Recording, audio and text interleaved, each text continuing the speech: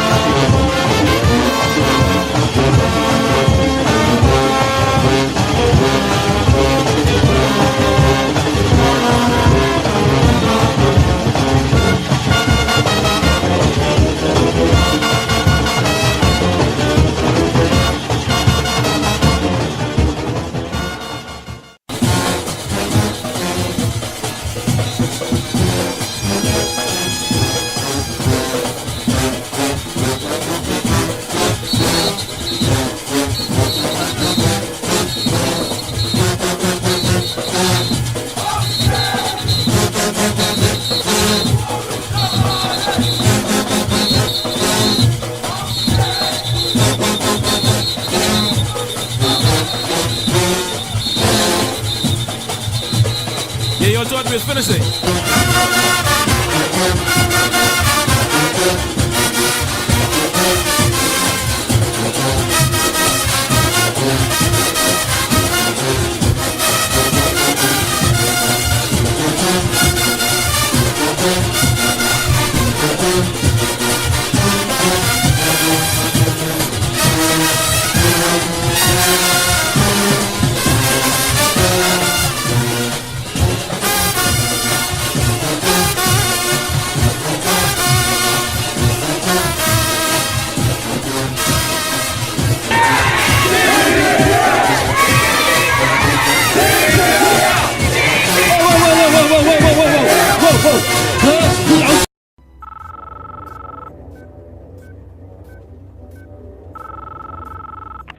We know you're watching.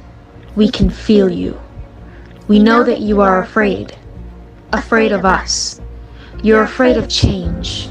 You're afraid of what happens when the Bahamian people find out that you've lied to them. I'm going to hang up this phone, and we are going to tell them everything. We are going to tell them who they are and what you took from them. Change is not coming. Change is here.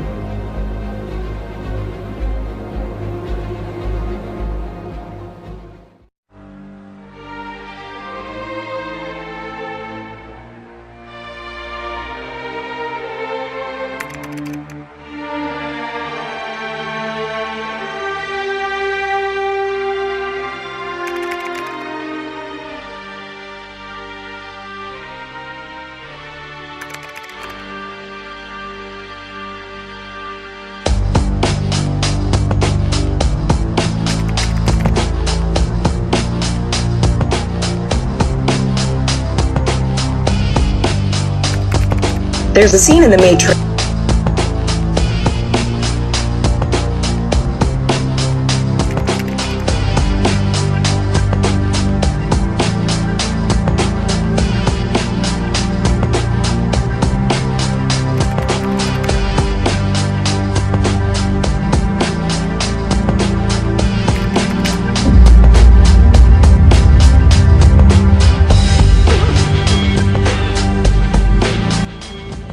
Fellow Bahamians, you have been lied to. You have been told that you are poor, that you have no wealth and no resources. You have been told that your natural resources are worth nothing. You've been told that even if you had natural resources that only the wealthy could afford to mine and process it. While you were struggling to survive, they were secretly shipping billions of tons of your natural resources out of the country. It's time to learn the truth. It's time to end this myth.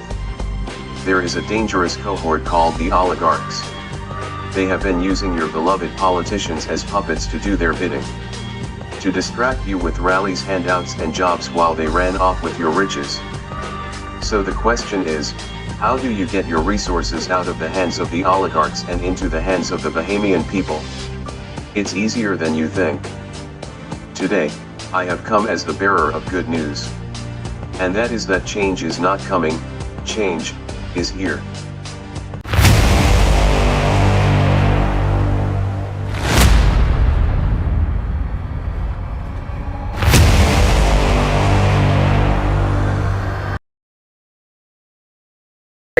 There's a scene in The Matrix where Morpheus tells Neo, "You have to understand, most of these people are not ready to be unplugged. And many of them so inured, so hopelessly dependent on the system that they will fight to defend it." Saint Anthony the Great said it best. A time is coming when men will go mad, and when they see someone who is not mad, they will attack him saying, "You are mad, you are not like us." The powers that be, that rule and govern the world, the system, and set the narrative, have created the illusion of security to those who fall in line. It's a quiet enslavement, built by a prison of lies and deceit. What most folks fail to realize is that tyrants are like an all-consuming vortex. They will enslave, consume, and destroy everything they touch. Do you think they'll stop when you comply with their endless list of demands? Do you really think that their desire for power and control can truly be satisfied? Many think that the comfort of their home, family, and friends, education, career, financial security, and the imaginary bubble that they currently find solace in will keep them safe and keep the tyrants out. Think again. It's only a matter of time before the betrayal becomes apparent, and it'll show up right at your doorstep. You see, the enemy feeds on ignorance and fears, the ability to manipulate people's minds and emotion. The good news is they only have the power that you give them. Wake up. Freedom isn't free. Here's a fact. We are all going to pay a price for everything that we do and do not do. You don't get to choose whether or not you get to pay a price. I choose to live a free woman. You see, it is God who has endowed me with unalienable rights. Freedom is not a privilege given by the governing entity. Freedom is a right given by God to every human being. So if God gave me free will, then who are these mortal men that dare to enslave me? Not on my watch. In Joshua 24:15 it says, "Choose this day whom you will serve. But as for me and my household, we will serve the Lord." I choose to stand for truth, and I choose to stand for freedom. You see, though few in numbers, I believe that brave and courageous men and women abiding in the truth can change the course of history. Keep fighting the good fight. As Jesus said, light shines in darkness, and darkness cannot overcome it. If your mind is locked up, you're not free. If your heart is locked up, you're not free. If your political party have you fighting for them, you're not free.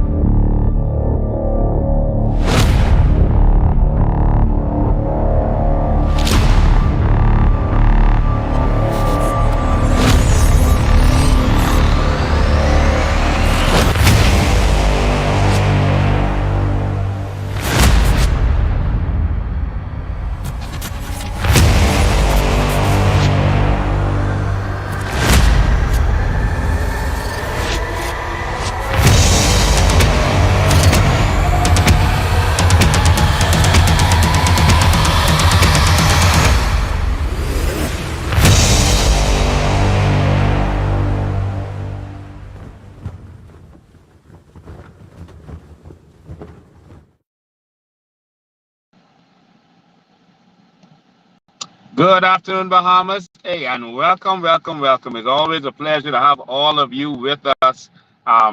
This is your Sunday. This is a special Sunday, of course. Every Sunday is a special Sunday, just like every day is a special day. We're going to have an interesting conversation today. You're going to learn some things that you never knew today. You're going to see some things that you may have never seen today. But we have to have this real conversation. Of course, you can see we're on the road and we're on the move today, and that's for a very special reason. And so, before we get to it, make sure you share this live. Make sure that everyone knows what's going on. So please share. Make sure that everyone knows what's going on. I'm just going to greet a few of you while we're at it. Before we get going, let me see who is here and who is ready for change. Let me see who is here and who is ready for change. Of course, this week we are going to deliver some letters to some members of parliament. We're going to deliver letters to the members of parliament, and the letters will contain the new bill, the amendment to our Immigration Act, to our Nationalities Act, Bahamas Nationality Act, so that we can save our country. We are being flooded, we are being invaded, and Bahamians are sitting down and not knowing exactly what is going on. And we don't know that we are in serious, serious trouble. We are in serious trouble, ladies and gentlemen. All right, you can point the camera up a little bit at my head. We are in serious trouble, ladies and gentlemen. I don't know if you understand the seriousness of this, but we gotta make this change. We have to, and that's why we're going to the House of Assembly, and we're on Wednesday, and we're going to deliver. These letters to those parliamentarians. So the question is, who's coming with me? All right. I'm willing to go and deliver those letters, but we need to go out there and let them know that we are serious. I'm going to show you something first, and then we're gonna get back to that.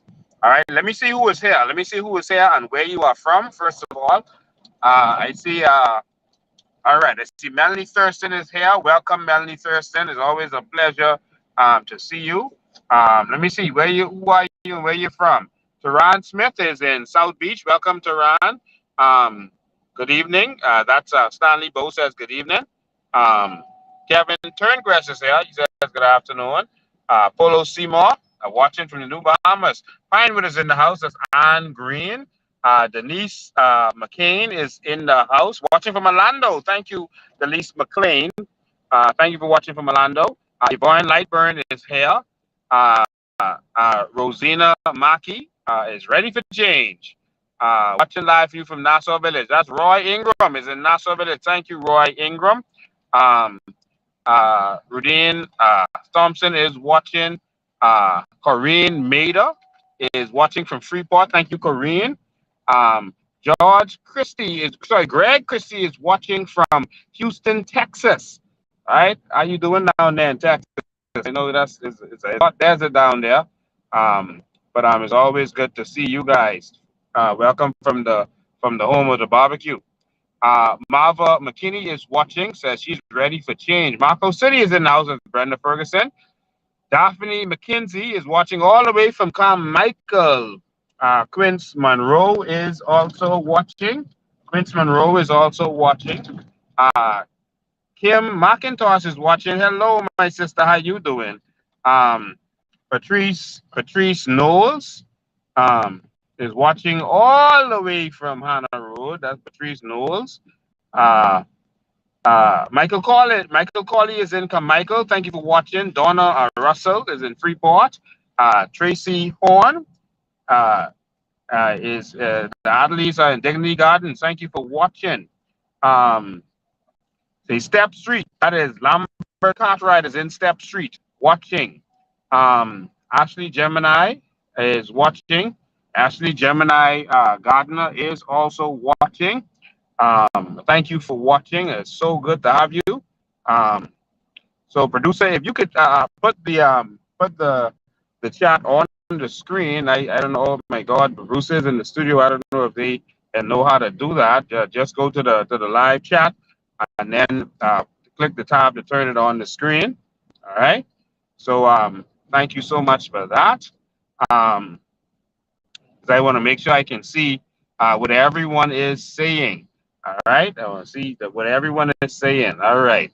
So Garden Hills, Lloyd Boleg is in Garden Hills. Robert, producer, make sure to get up so I can see everyone on YouTube and every other platform that we're on. Clarice Clinton is watching from Lincoln Green in Freeport. Thank you, Clarice Clinton. Nice neighborhood.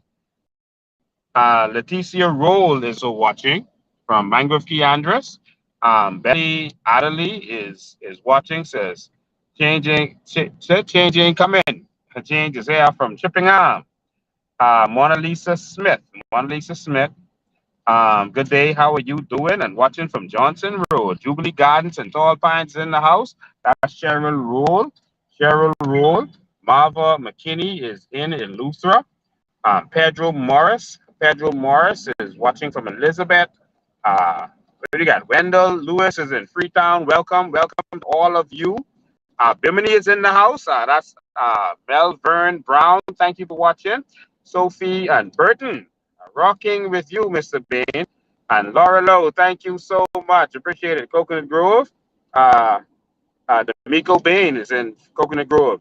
Shane Mitchell, hey, welcome. Shane is watching from Freeport. Mel Morrison is watching from Golden Gates. And Chanel Swain is also watching. Chanel Swain is watching. Cartel Cartwright is watching. Savannah, Georgia. Welcome, Savannah, Georgia. And Ina Knowles is watching for Saw. Thank you, Ina Knowles. Bamboo Town is in the house. Brunel Ferguson is watching Bamboo Town.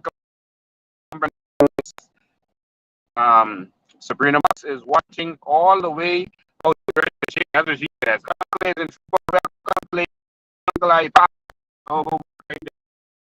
turn around. Yeah, but they got me speeding through this town. As we got here, Clark is watching from Canada. Kirk Evans is watching from Abaco. Thank Kirk Evans. Welcome. In Jones, say the world is watching. Kelda is watching over at Bahamas Air. Hey, Kelda, how you doing? Kelda Gibson. Thank you. At Bahamas Air. Sabrina Moss is watching from Fox Hill. Wow. Awesome. So we got people all over this country. Ashley Gemini Gardner is watching from Abaco. Welcome, Ashley Gemini Gardner. And Bob Joey is watching from Eleuthera. There's a pull straight there. Pull right in front of the door. Yeah, pull right there. All right. So, ladies and gentlemen, I was just amazed and flustered at the fact that our government made the decision to come and post on someone's house a letter saying that a Bahamian, that they were going to demolish them. They were going to demolish them in they were going to demolish them in 28 days. One house, just one house. All right, just let me out. They're going to demolish them in one house. The house is built to code. I'm going to show you the house in a while. And of course, it's disgraceful. What I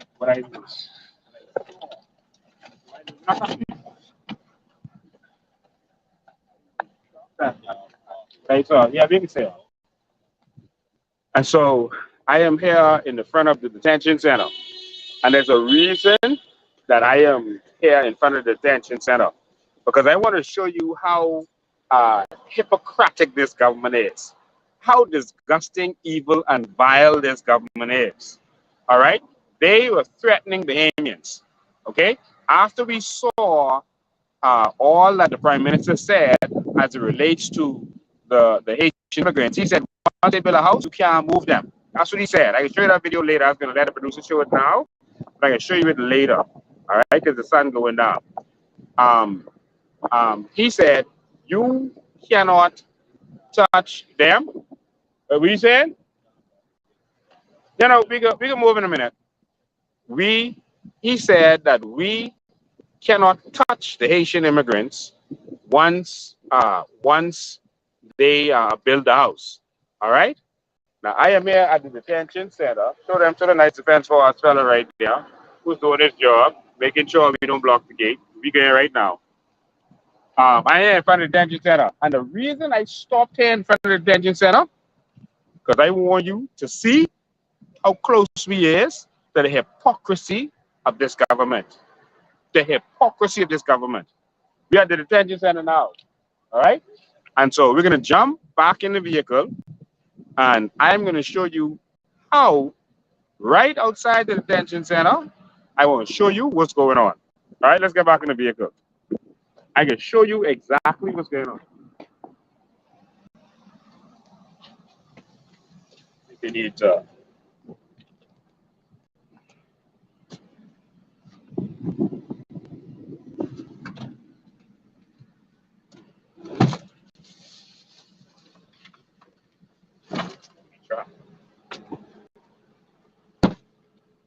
So we can leave all of we should have sent the defense officer right out. He didn't know what to expect is now.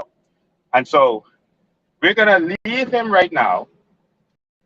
All right, someone say the sound is back. Make sure that they're on mute. All right. We're gonna leave and we're gonna drive right around to the next corner behind the detention, and we're gonna show you exactly what's happening very close to the detention setup. All right. So we have been okay. We back up now. Make sure we are.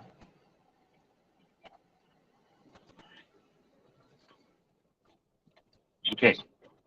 Like the sound is going back. What we could do right here.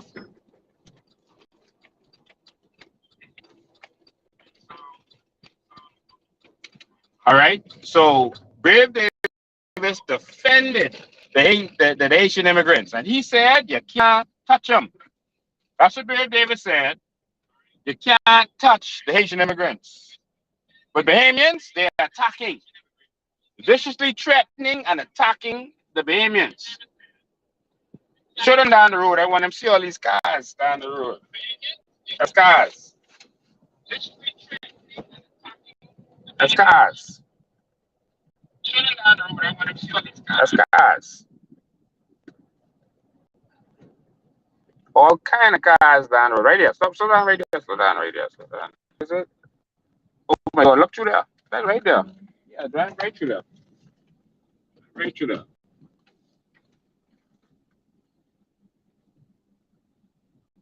Well, they are saying, don't touch. Don't touch. This the fellow who was putting up the gate that time. Remember the fellow who was putting up the gate? Yeah, see him there? Oh, we gotta put him on camera. This is putting up the gate. By the Bahamian Crown Land, the Haitian fella. You could drive through. This the Haitian fella who's putting up the gate. By our Crown Land. This him walking through, going through the village. Man, this is jam packed. Yo, look how crowded that is. Yo, look at this. This is what you call a flea market. It's bigger than the last one. This is a flea market. Man, we get stuck for we drive through here. We get stuck. This is the flea market. We can be able to turn around. This is the flea market, y'all. Huh? See how they all park up on the side of the road. They got all this stuff going on. Yeah, that one just turned around. She see us coming with the camera. All right, she just turned around. Let me see. Hold on, let me come out. Hold on, y'all let me out. This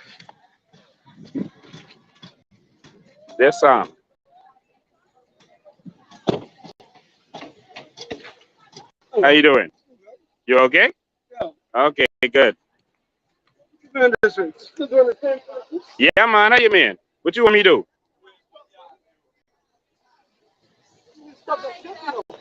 I need to do what? What I need to do? Stop what?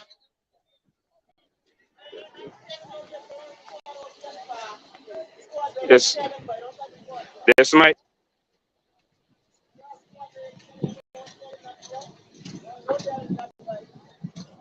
And this is what, while they are harassing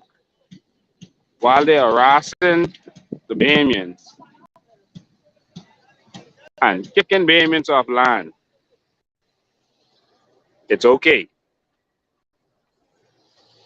It's okay. How you doing? All right. Yeah, man.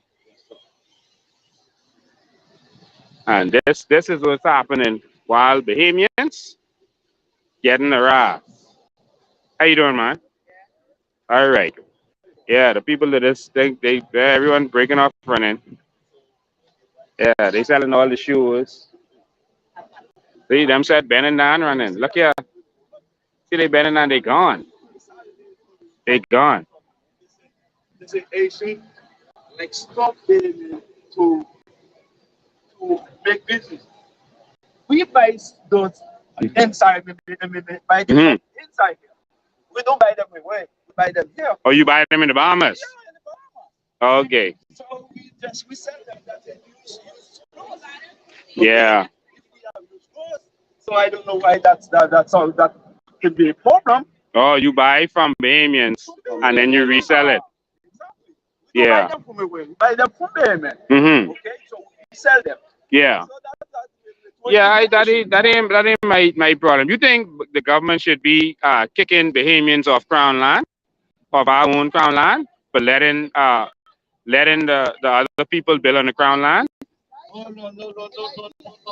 no. All right, I want to see. Come. Yeah, she good. She good. Huh? I thought you say you got business license. Let me see. Okay. Huh? Okay. So you think what's the problem? Is the owner.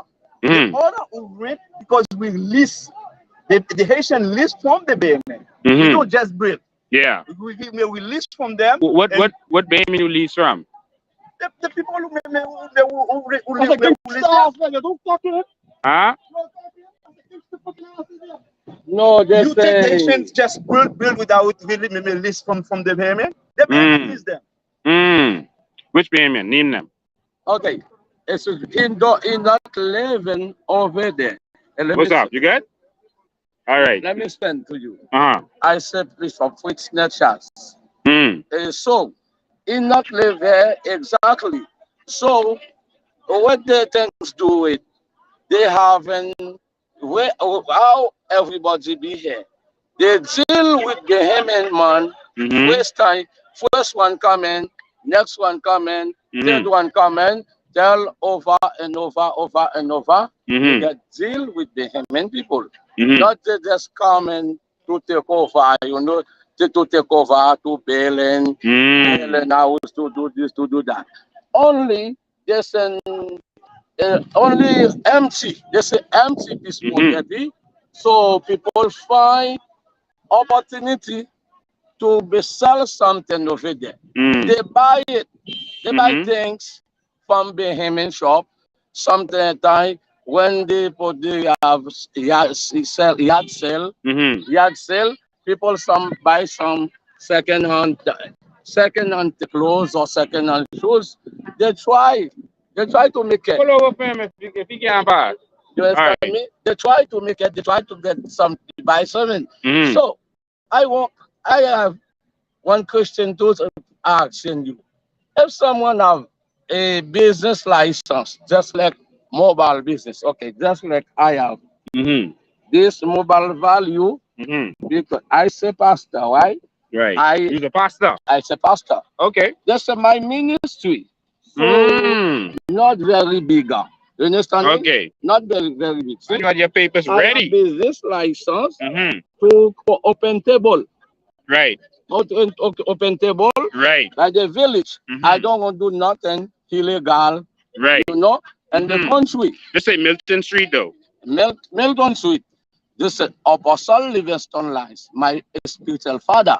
So when you go to a government office, when you get form, they asking me if I have if I have big children in the Bahamas, they have Bahamian passport.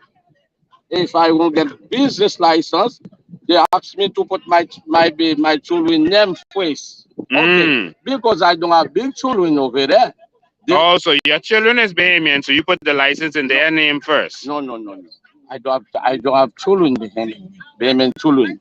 You understand me? They asking me if I don't have big children, they have Bahamian passport. Any Bahamian I trust. Because you can't get the license, you let a Bahamian you trust do it. No, but what you do is you always say Bahamian, but what you mean is Bahamian of Haitian descent. No, I have so residency. Hold on. You have residency. Yeah. So why you put the license in? Yeah, you have. Show me what you got. So no, just like form told me if my children have Bahamian passport. Yeah. My children name supposed to be here. Yeah. My name supposed to be here. See my name. Yes. If I don't have any big children, they have Bahamian passport.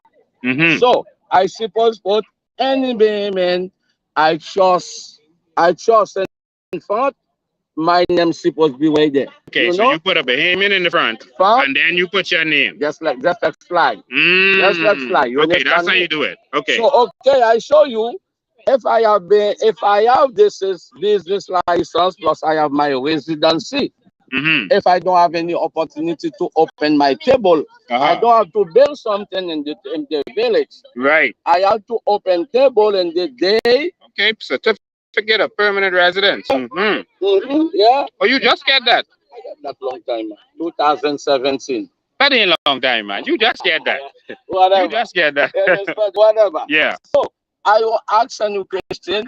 If I open my table, I have business license. If I have open my table, if I do wrong, if I can't do that, right? Because my business license, right? If I have it to do for mobile business, I could ask any man to give me chance to open. Just say you could sell beauty supplies and accessories on Milton Street. Just say Milton Street. No, I live Milton Street.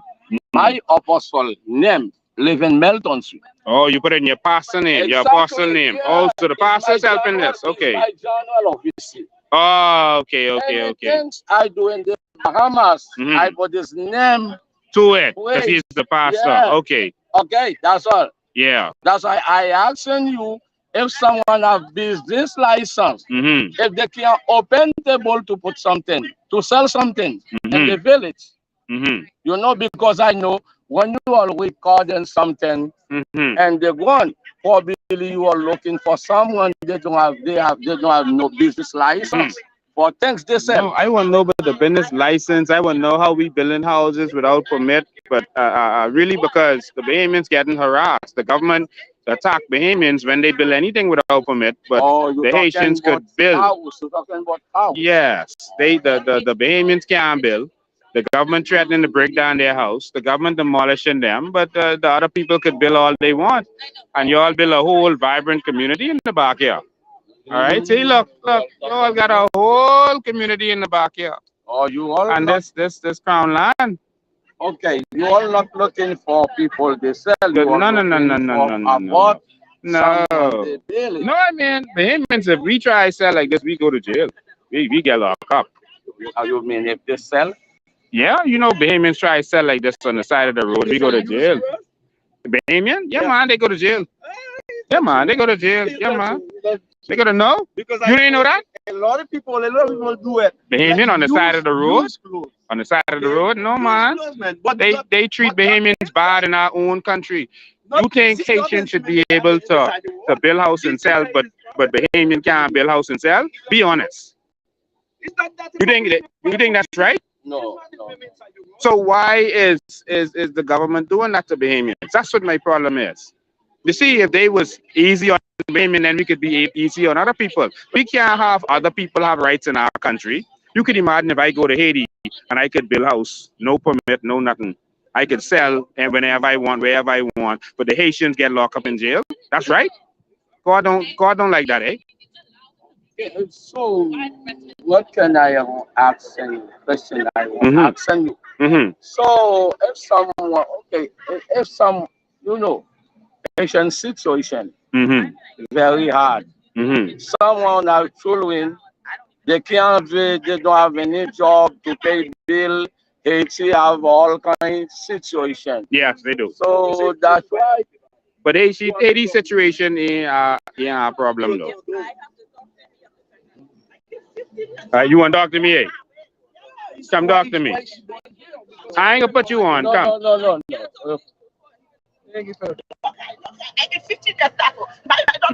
No. No, Mom. Come, let me talk to them. Hold that right there. Hold that. Oh, hey.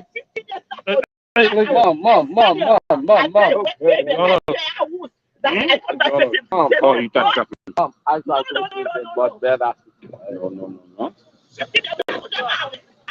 Don't touch the button.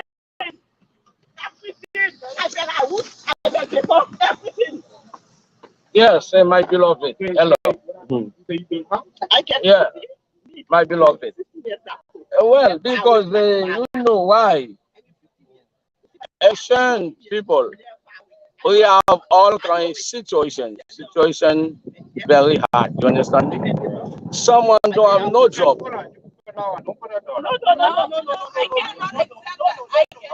You understand me? You understand me? What I'm saying? Someone don't have no job.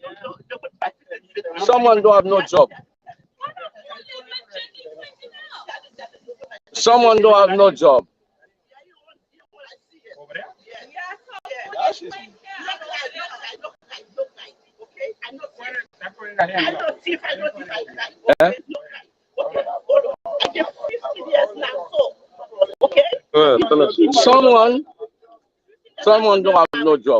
Okay.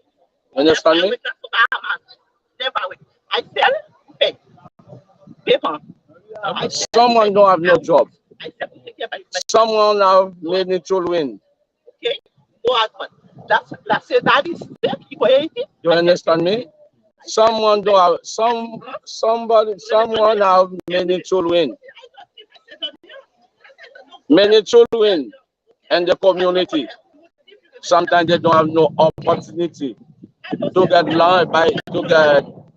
lunch money for children. That's why they try do some little transaction. So I know Bahamas don't let nobody do something illegal. Do you understand what I'm saying? Don't someone do something illegal. So if someone try to do something legal, that's the problem. If someone try to do something legal, not illegal, If someone try to do something legal, try to pay tax with government. They do wrong, eh? They do wrong or not? They do it the right way, it should be no problem. All right. Many one, Okay? I come here to take care of my many one. If someone try, they pay tax. They pay business license. They pay tax. They do something right. I don't think that be wrong. As long as they come the right way and do it the right way, All right. you have no problem with that. That's where law say. That's where law say. Come the right way, come in, no sneaking, come do it the right way, get everything the right way. You have no problem with that. All right then. Okay, let me ask you some question. If I'm not built in the village. If I put my table, open my table, and the day, and after when I close on my table, I get my tax and my rent. I pay license, I pay tax. That's be wrong, eh? I do wrong. Say that one more time. I was trying to understand you clearly, but I really didn't. Admin? Repeat it slowly for me, because I was trying to understand you, but I didn't catch that. What can I say? If someone coming in the village, that's a Haitian living there, they try sell with Haitian. They bring table, they bring van, they not build something to make sell it. Come open table in the morning and the evening time, you close the table, you could put your stuff in the van. Oh, you mean just put out a table and put some stuff on it and sell it? Long as they legally got a license or permit to do it, I don't see a problem with that. As long also that they came into the Bahamas legally, not illegally. Okay, just like me. Okay, I have this license. Okay. Okay. You see, I have my residency. Right. Okay. I always come in the village with table. I'm not living. I don't live far away there. The station department, I always come within my table with my stuff, and sometimes 12 o'clock to 5 or 6. When I ready to go home, I go ready to. I pay tax, government, right? I pay national insurance tax for national insurance. I do wrong thing, say no. I don't see where you did anything wrong. Pardon? I don't see so. No, let me come, let me go. Well, I have to stay right there. I can't go that far. I have table. Right there. I have tables. I open table. And the day, you understand me? I am a below shop. And the village, you understand me? That's why I ask, and that's why I want firewood. If I could continue to, since I pay tax, if I could continue to open my table or not. Well, honestly, I'm not certain, but it seems like it seems like you're doing everything correctly because when you got a permit or a license to do so. So I don't see where you done anything wrong. No, what I'm saying, I sell. I have things in your bank. It just send my business fund, business. Okay, my business name mobile value. The mobile value is in the board, in the national insurance board. You know, I have this license for that. Right. I have license for that for mobile value. Okay. Yeah, all the license. You look straight. You look straight. You got a business license. Let me finish talk to you. I don't. Sorry, I think you said, hold on.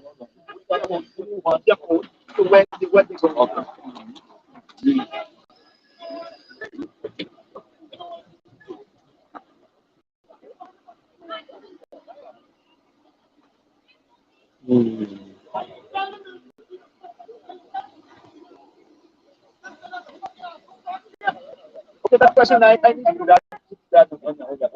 Tom. Now you gonna go on, Tom.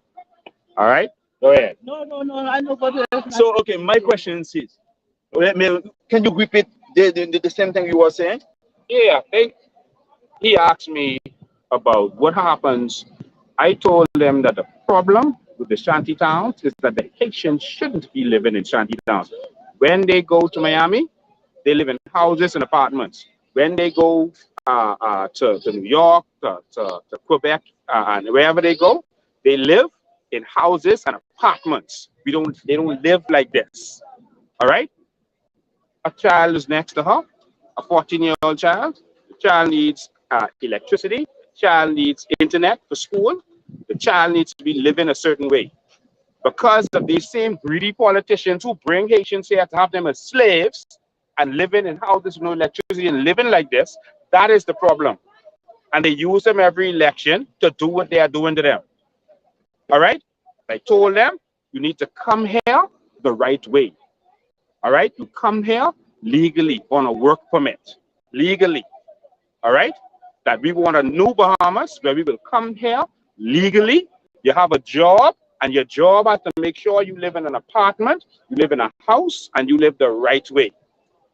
All right? Not living the way they are living. Okay, my question all right? is to and he asked me, all right, if you break down all the shanty towns, where do you put the people who, when he talk about the children who living in the shanty towns? they won't already And so, have. They mean the ones who you're are talking about illegal. Okay, what about we already have some no, work no, no, no, permit? no, no. If you're legal, you go home. If you're illegal, you go home. Okay, what about the children? The children who born there in the Bahamas. That's the problem. Listen, if you are illegal, you go home. You come the right way. Okay, all what right? about the people who legal? That's the problem with the children. Hold on, the people who are legal, you have facilities for them to live in. All right? If you come, Haitians in Abaco, they work. They work on the key. All right? They work for the rich man. Why the rich man don't have housing for them to live in? When they built in Exuma, they built the Four Seasons. They brought the Bahamians from Nassau to go to Exuma to help build the hotel. They built housing for the Bahamians who was living there. They built housing for them. Okay, you understand? think that problem you have is to live Haitians' problem or properly. the government It is problem? both problems. Because if you come here illegally, you know we're not talking about illegal. We're talking about legal. The people who legal. I know illegally have to go home. I have to go. They have to go. I know that. If you come here illegally, you know you're illegal, and you have a child, you know you are putting your child at a disadvantage. You are doing an injustice to your child. You are doing that. Okay, you know that. See, if your child is born in Haiti, many of you live better than this. I know Haiti. I ain't telling you what I don't know. I know Haiti. But you know the problem is the situation in Haiti right now? But you always doing it before the situation. This was but 6 years. There are people who live better in Haiti. They tell you come here for a good life, a good dream. And when you come here, you live in shanty town. People in Haiti live in apartments. You ever been to Delmar? You ever been to Sexuale? Jacmel? No, I live in Port-au-Prince. I from Port-au-Prince. You from Port-au-Prince? Exactly. I don't live here. I just talked about. You don't know Delmar? You from Port-au-Prince? You don't know Delmar? I know everywhere. But you talking about Haiti? You're talking about Haiti. You know Delmar? That's my country. Delmar is my city. Okay. So people live. I don't tell you I don't know. People live in neighborhoods. People in Haiti living better than this. I know some, but not everybody. Now they sell you a dream, and then you come here illegally. And when you come here illegally and you have children, you put your child at a disadvantage. All right? This is what we're trying to change. Okay. We're trying to have a Bahamas that the Bahamians own. We own them. This is ours. And that's why I come to any Haitian village, because this is my land. This crown land. This is my land. Yeah, I know. All right? I know. It's mine. We Bahamas. Bahamas is all this we look at is mine. You know the children who born here. The children who born here too, they born here. They born in Bahamas, right? Listen, if my child born in Haiti, my child is not automatically a Haitian. But he born over there. But he still cannot. He have his certificate, like birth certificate that he born in Haiti. If my child, me and a Bahamian woman have a child in Haiti, that child is not automatically a Haitian. That's the Constitution. That depends on the law. That depends on the law. No, that's the Constitution of 2012. All right? So I can't just say I have rights. Guess what? Me as a Bahamian right now, I lived in Haiti for 2 years. I cannot go to Haiti and own a piece of property. I'm a foreigner. I can't own a piece of property. I tell you that before. They don't own it. They lease it. They lease it from the Bahamians. Leasing it from Bahamians. Exactly. No. Name the Bahamian. I'm not going to name. I say I don't live here. I don't live so here. You can't speak for them. Yeah, I don't live here. What y'all do? You have children who become Bahamians. That Bahamian gets crown lands, and then they allow persons of Haitian descent to live on crown lands. All right. Then they say, "Oh, Bahamians own this." We don't on to that trick. We know that trick. All right. We know that trick. I ain't gonna work on us no more. But if you find out, all right, you have to find out who's the owner. Listen, you got the map with all the owner of every crown land. Okay, so why Asian don't just come to here? That's what I try to say too. You let Bahamians of Haitian descent, not all. There's some Bahamians who actually do it too, and they are wrong. They're wrong to do it because they're harboring, if they're harboring illegal. All right, but we want a better country for us, so we can have somewhere for you to come.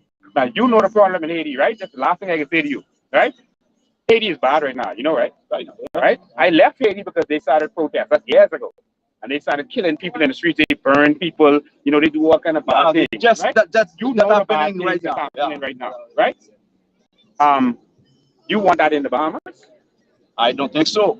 You don't want that here, right? No, I don't want it here. That's You've been in Bahamas 15 years. You see what happened in Haiti? You see it? Do you want that to happen in Nassau? You want what's happening in Haiti to happen here? No. No. No, because we have children here, and we to protect that. We have to protect this, right?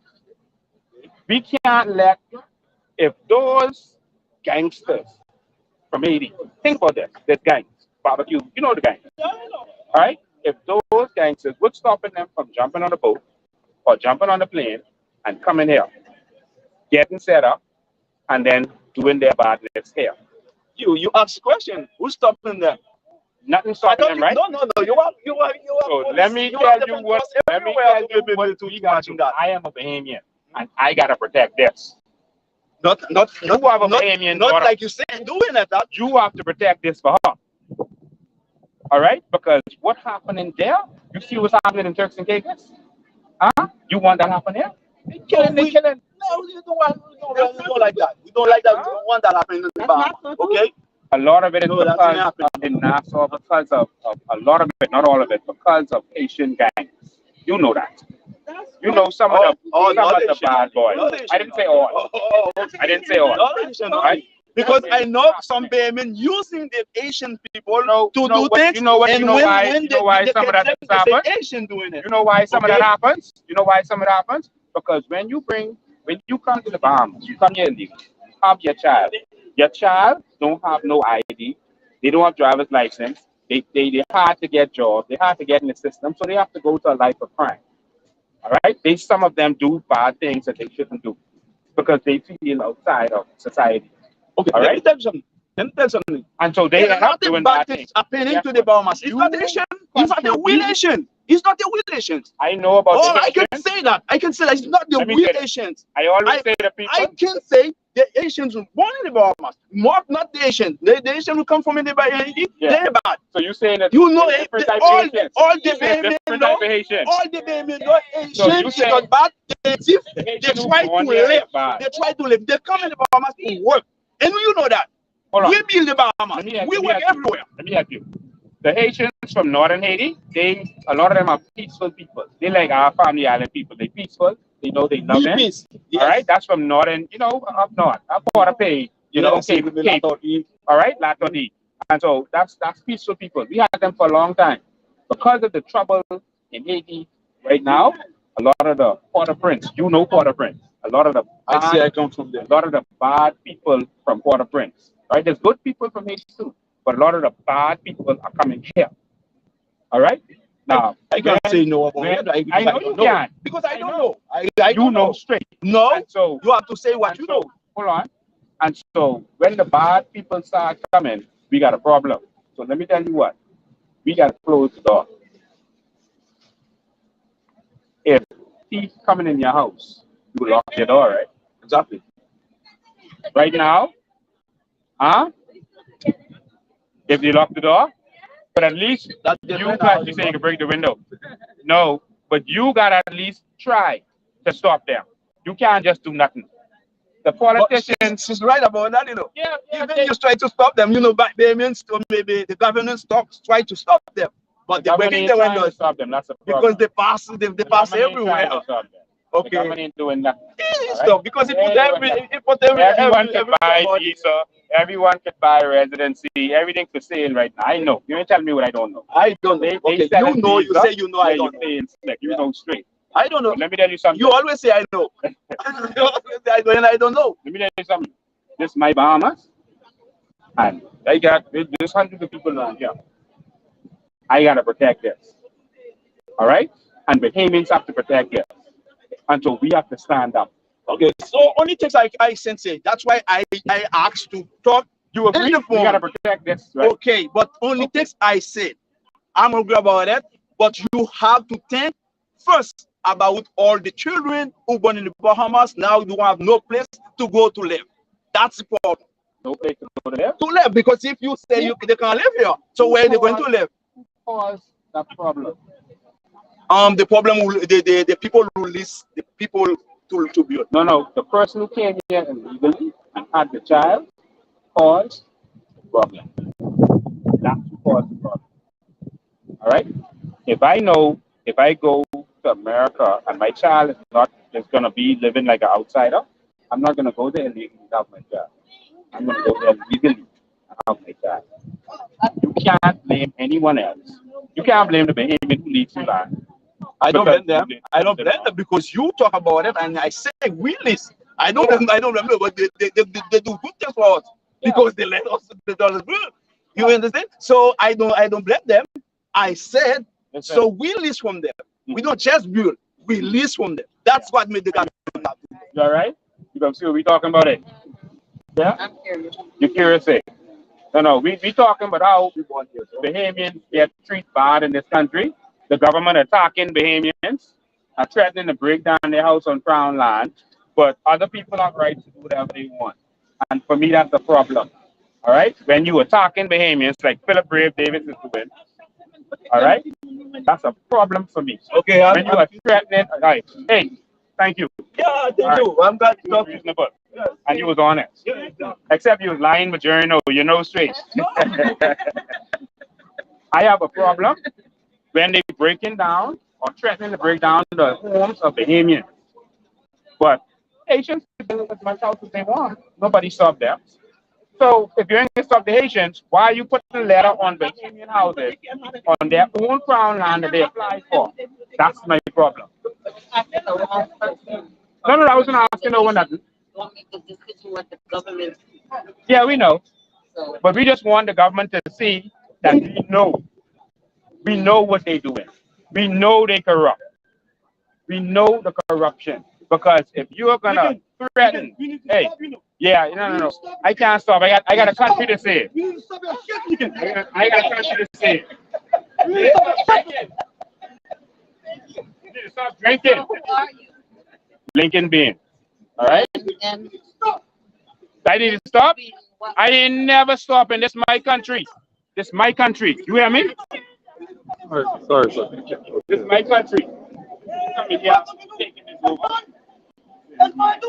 We gotta go though. Good to see you all. All right? Yeah. Yeah, that's good. I'm going to answer that I automatically opinion because I have to apply for it. I want to ask that even though I like some thing that I am Princess Margaret. So I got a Princess Hall, Margaret still, and that means that sometimes that means that if I take their word, how come I don't have the privileges they have? The law is you better get lost. The law is you apply when you become 18. All right? That's what the law is right now. You just apply. Now, let me tell you what I'm a Bahamian. If me and another Bahamian woman have a child in Haiti, that child is not automatically Haitian. They can't even apply at 18. All right? They can't. So it ain't fair on both sides. Haitians can come here and get established. I can't go to Haiti and buy a piece of property. I can't. No, no, a foreigner cannot buy. I lived in Haiti for 2 years. All right, I ain't talking what I don't know. All right. A foreigner cannot buy land in Haiti. All right. Now, a foreign company can. A foreign company, incorporated company, can buy land. All right. All right. Anybody cannot buy land in Haiti. Even Bill Clinton talked about that. They had problems when they were trying to build houses in Haiti because they couldn't build it first and then turn it over. Hey, my beloved, my beloved. What do you say? In Haiti, they. Oh yeah, okay. Yes. Don't say that. Yeah. For whatever investment. Door is open for investment, but a foreigner, a foreign person. I'm not guessing. I'm telling you what I know and what I attempted. A foreign person cannot own property. Now, if I marry a Haitian woman, I have certain rights to own a certain limited amount of property to live on. All right? All right? But it's so complicated to get it. You know how it go in Haiti. It's almost impossible. A foreign business can own. So my thing is, the laws ain't fair. All right? The laws ain't fair. I can't go to Haiti and become president. Oh, I can't go to Haiti and become president or prime minister. Every country. That is not true. That's not the case in the Bahamas. And we can fix all that. Let me tell you something. Only communist country can't vote. You can't vote with communist. You don't know the laws in your own country. All right? Go on my live and you will see. I'll show you the laws. But I gotta go. I gotta go. All right? What can I say? I say, man, I only come to show the Bahamas. Y'all thinking now you only want me go? Where the Pitleys and Griot? Where? My beloved, let me finish say what I say. Say it. Don't leave open in Haiti for investment. Says to go legally. You do something legal. Yes. If you say investment, you have to don't leave open. What happens if I go to Haiti illegally? No, illegally that's a bit different. I go to jail. Yes, they do. Yes, they do. Yes, they do. Haiti? Okay. You been Haiti? Yeah, see Haiti? Let me tell you something. Let me tell you something. And you believe that you went to the airport? I've been to Haiti, all over Haiti. I live in the U.S. I'm a Bahamian. I live in the U.S. I go to Haiti all the time, and Haiti is open to everybody. Oh, yes. Okay, you cannot go. We're not saying that Haiti isn't open. You go there legally. If I go to Haiti illegally, of course, you can't get to the airport illegally. Yes, they do. Let me tell you something. From the beginning, you found different country. You go to Haiti. On a country, sleep in the ground, they give bed to foreigner. I asked your friend this question, and I got you this. I got you this, Miss American. I'm a Bahamian like you. Okay, Bahamian with the American accent. Oh yeah. Yeah, Bahamian with the American accent. All right. I can prove let me ask you this. You see what's in Haiti right now, right? Oh yeah. It's really bad. You can't even go outside. No. All right. And the news isn't even showing you how bad it is. Yeah, the last days. You see how bad Haiti is. Yeah, this is the last day. All right. This is the last day. And there's do you want the Bahamas to become like that? It will never be like that. No. It will never be like that because one prophesy like that. No one pray for that. No. You talking about Bible. I talking about reality. That's where I know. I know the Bible just as good as you, but I talking about reality. All right. You talk about Bible.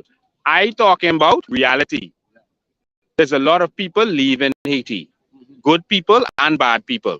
My problem is every country have good and bad. But listen, my bad children is my problem. I don't have to deal with your bad children. Of course. All right? My bad children in my house, that's my problem. Yeah, I got to deal with them. But when your bad children is coming here, I need to close the door. I need to tell your bad children. I need to tell your bad children no. All right? I don't want happening there. You see what's happening in Turks and Caicos? Sorry, I shouldn't point at you. You see what's happening in Turks and Caicos? Bad. The Haitian and Jamaican gang now fighting. We had to send police there. All right? You would never think that would happen in Turks and Caicos. That's like a family island. That's sweet family island. Now people getting killed, shoot down in the streets. Tourists getting killed. All right? I got to protect this. Go ahead. Last question. What is that? All those things that's going on in Haiti, what does that got to do with? We are being overrun in the Bahamas by illegal immigrants. If you come here legally, I've done my investigations. All right? This is, all right? Some of them have admitted. I've done my investigation. I don't talk without doing investigation. Everyone who knows me knows. All right? There are persons, there are, look so, there are in Andres, hold on, in Andres, Haitians are overrunning us. They are farming in Andres on our land, on our crown land. All right? And in Eleuthera, they are doing the same thing. Bahamians can do it or not do it. That's their land. If I have my yard, I could farm in my yard, or I could leave. No, but that, if you have, no, I ain't putting it on you. If I have my property, my yard, with my house, and I don't want to plant trees in my property, that's my right. That don't mean someone else could come on my property. That's the wrong mentality, miss. You can't come on my property and start growing and farming illegally. You have no license to farm. You have no right to do that. But that's my property. You cannot go on someone else's property and do that. They have right over there on off of this way, Carmichael Road.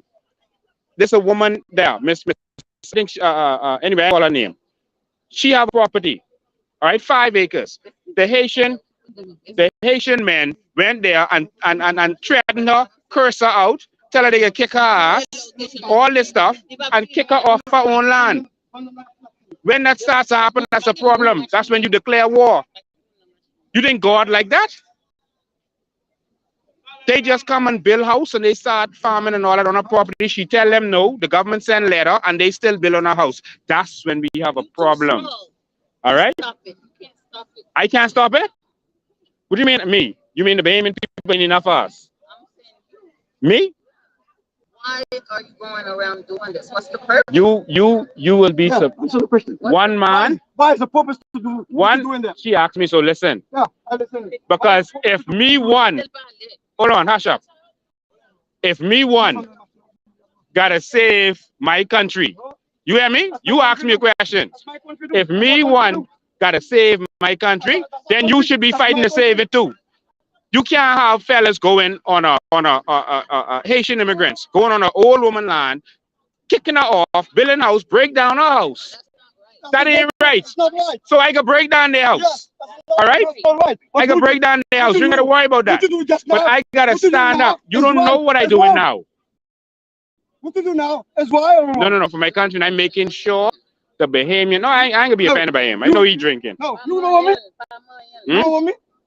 Listen, no. Okay. All right. I the one you run of that job there on Bacardi Road. I run you up a job on Bacardi Road? Capio. How I run you? When you was building Capio and Larry House?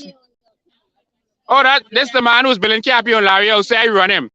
You want video? I never run you, boss. We going to show them. You need to get out of my country. That's what you need to do. You need to get out of my country. When you were living, yeah. Put your camera no, ain't going to pay for it. I'll make sure I watch. Don't put me on camera. I gotta go. Why are you telling people to get out of your country? I tell it him. I didn't say that to you, right? That's not the right way. I didn't say that to you, right? Change. Okay. I didn't say that to you. That's not racism. Change. That's not racism. I am telling you what our problem. You didn't hear that man cursing me out, and you didn't hear the words he said to me. You didn't hear him touching me. You didn't see him assaulting me. You saw him assaulting me. So don't. This ain't on you. Tell him not to touch you. Yes. So don't tell me what I must do. I have to defend my country, and I am angry because of what people are doing illegally in my country. Yeah, we'll stand up for what's right. If you have a discussion with somebody and is getting heated and you touch that person, it can go to another level. That's why. Yeah, so you told him not to touch me. But English don't touch you. Yeah, so I have no problem with that. But that's when you start coming in my country and getting biggity, that's when we have a problem. And so I was talking specifically, specifically about certain things that's happening. My issue is You can't break down or threaten to break down the Bahamians' house when Haitians are building and building and building. And we've been good. We've been good to Haitians over these years. Haitians come in our country. You have free education. Pastor, you's a pastor. Listen to me. You have free education. You have free health care. We let you live here. The Haitian man go in all our neighborhoods with their, and we don't bother them. We don't touch them. We don't tell them get out our neighborhood. We let them do our yard. They make millions of dollars from us. We treat Haitian people good. Now it's getting to the point where a lot is flooding because of the situation, and we got to close the door at some point. Sir, let me say something. Close the door. Pastor, let me make one point. Listen, you saying Haitian are billing. They putting money in the country because every time everything is expensive to build a house. I want if they legal to build a house, that's money going into the country. See, you talking this entitlement thing. Come here legally and build your house. All right, come here legally. If you come here legally, we have no problem. No problem. No problem. But if you come illegally, you know, a sheet of plywood is like what, 60 something dollars. Listen, come legally. You know why you need to come legally? Imagine all the people that's flooding here now from Haiti. Listen, no, not you. Imagine the people coming here legally. We need bigger hospitals. We need more schools. But if we can't know how much people here, how do we know how much schools to build? How much hospital to build? We're running out of license plate. We're running out of NID cards because people are coming illegally. They go to Canada, they go to US, they go to London, they go everywhere. Why you guys always make it like only people come into Bahamas? When, like you guys don't go let me help you. Let me help you. Let me help you. Let me help you. Let me help you. The US has different laws than the Bahamas. I know that. No Bahamian is going to jump on no boat and go legally and land in the US. They will, hold on, they will get their passport, their birth, their their police record and their visa, and they will land there, and then they will apply to stay. And once they have applied, whoever does illegal is wrong. All right? I'm not defending any wrong, but the majority, 99% of Bahamians go there legally, all right, which is legal. And then when they decide to stay, they apply to stay. All right? That's what they do. You said there's a fight I never go win? There's a fight I go win. Y'all think y'all can take our country over. All right? See the fella telling her she right. Yeah. Y'all think y'all can take over our country. Y'all ain't taking this over my dead body. If I have to fight myself. Good people are welcome here. If you come legally, you are welcome here. But when you come and you are kicking an old lady off her property, there's another old lady right on Cowpen Road. They take her land. You know, mom. So you being honest. You know Haitians doing some bad things. There's good Haitians and there's bad Haitians. There's good Bahamian and bad Bahamian. All right? The bad Bahamian is my problem. I don't have a problem with that. I deal with them. But I don't have to deal with someone who come in and abusing my people. And I can stand up for my people. My beloved. Yes. You say something white, probably 10 minutes. You say you all certain Haitian people white. That's true. Yes. We have treated Haitian people good. If you thank God, you all do that. You know how you all get blessing because you all treat Haitian people good. White. That's why God bless all us. You know, that's why God bless us. Thank God you, because Bahamas is a small country. Because you all do white things with foreign, that's why God bless us. Okay? Keep do white things with people. You understand me? God like that. I gotta go. God like that. Okay. All right. I don't wish you. Okay. See you later. Okay. I gotta go. Oh Lord, again.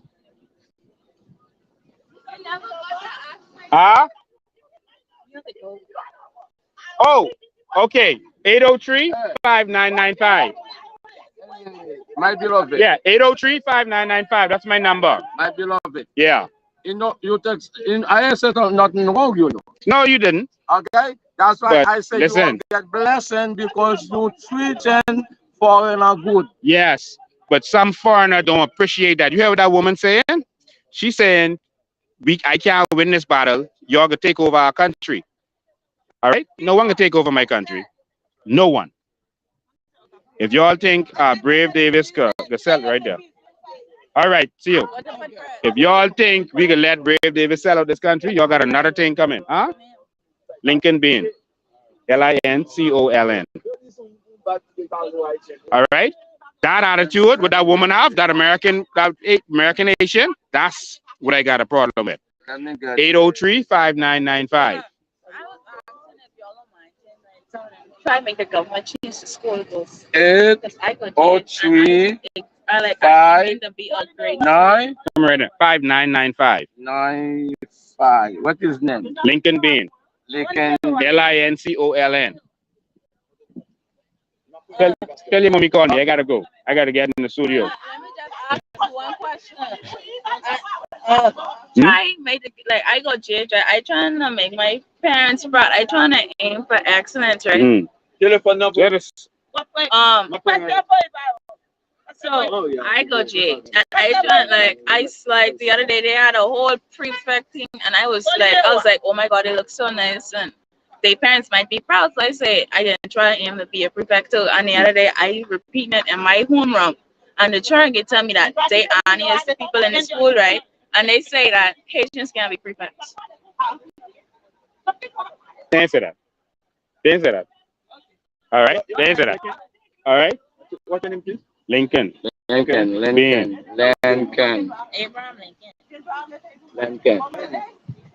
Lincoln. All right, I gotta go. All right, see y'all later. All right. There you go. So, ladies and gentlemen, we had an interesting exchange in the Haitian villages now. We're headed to the studio to show you all some stuff, some documents, paperwork, and all that. The team is in the studio, but they're not gonna know what to pull up. You know, my thing is, and my problem is the attitude of some of them. You heard that woman was trying to play innocent, the one who I guess back and forth from America. It sounds like she's a deportee, like she got deported before, because that's how a lot of them speak. Like she lived in America and then came here to the Bahamas. Told them she's from the Bahamas. There's a lot of them. So her attitude in the end of that conversation was, I ain't gonna never win this fight. Her attitude was, I ain't gonna never win this fight. All right? Because I too small. In other words, it's more of them than it is of us. And that's where their attitude is. Her attitude as she walking off is to say that they can take this over. I wanted Bahamians to actually see that. I wanted Bahamians to witness that. We can show you something else while we're on the way to the studio. Stay tuned. Don't go nowhere. We can show you something else. So I want it, and as we go, look, we are crowded. People coming in. Look, crowded. A lot of them park out when they see us come out because they see me, they break off running. All right?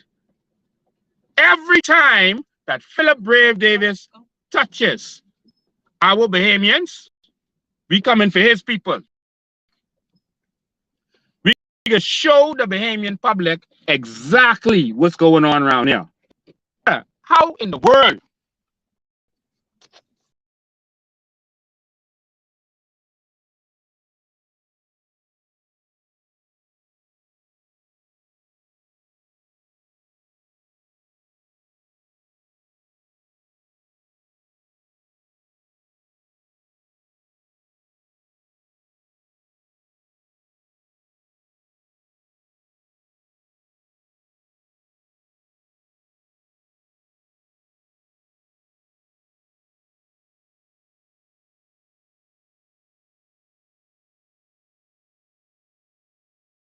You're going to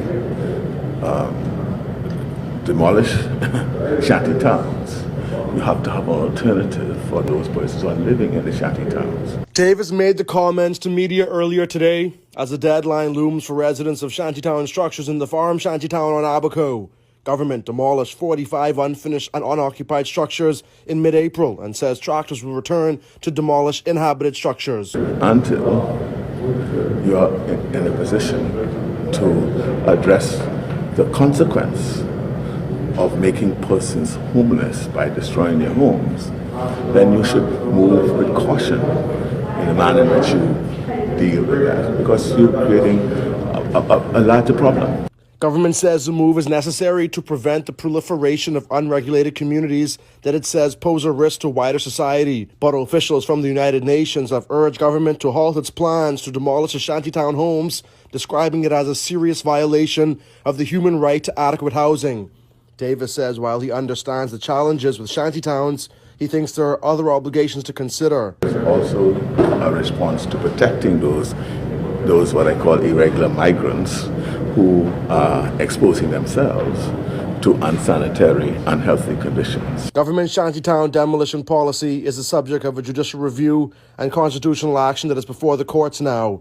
Davis says with the issue before the courts, government should be guided by that. I believe in the rule of law, and the rule of law suggests that if a matter is under consideration by the courts, allow the courts to do their work, and once they would finish, then the executive can move in and do what they think they ought to do in accordance with the ruling of the court. Reporting for Our News, I'm Jared Higgs.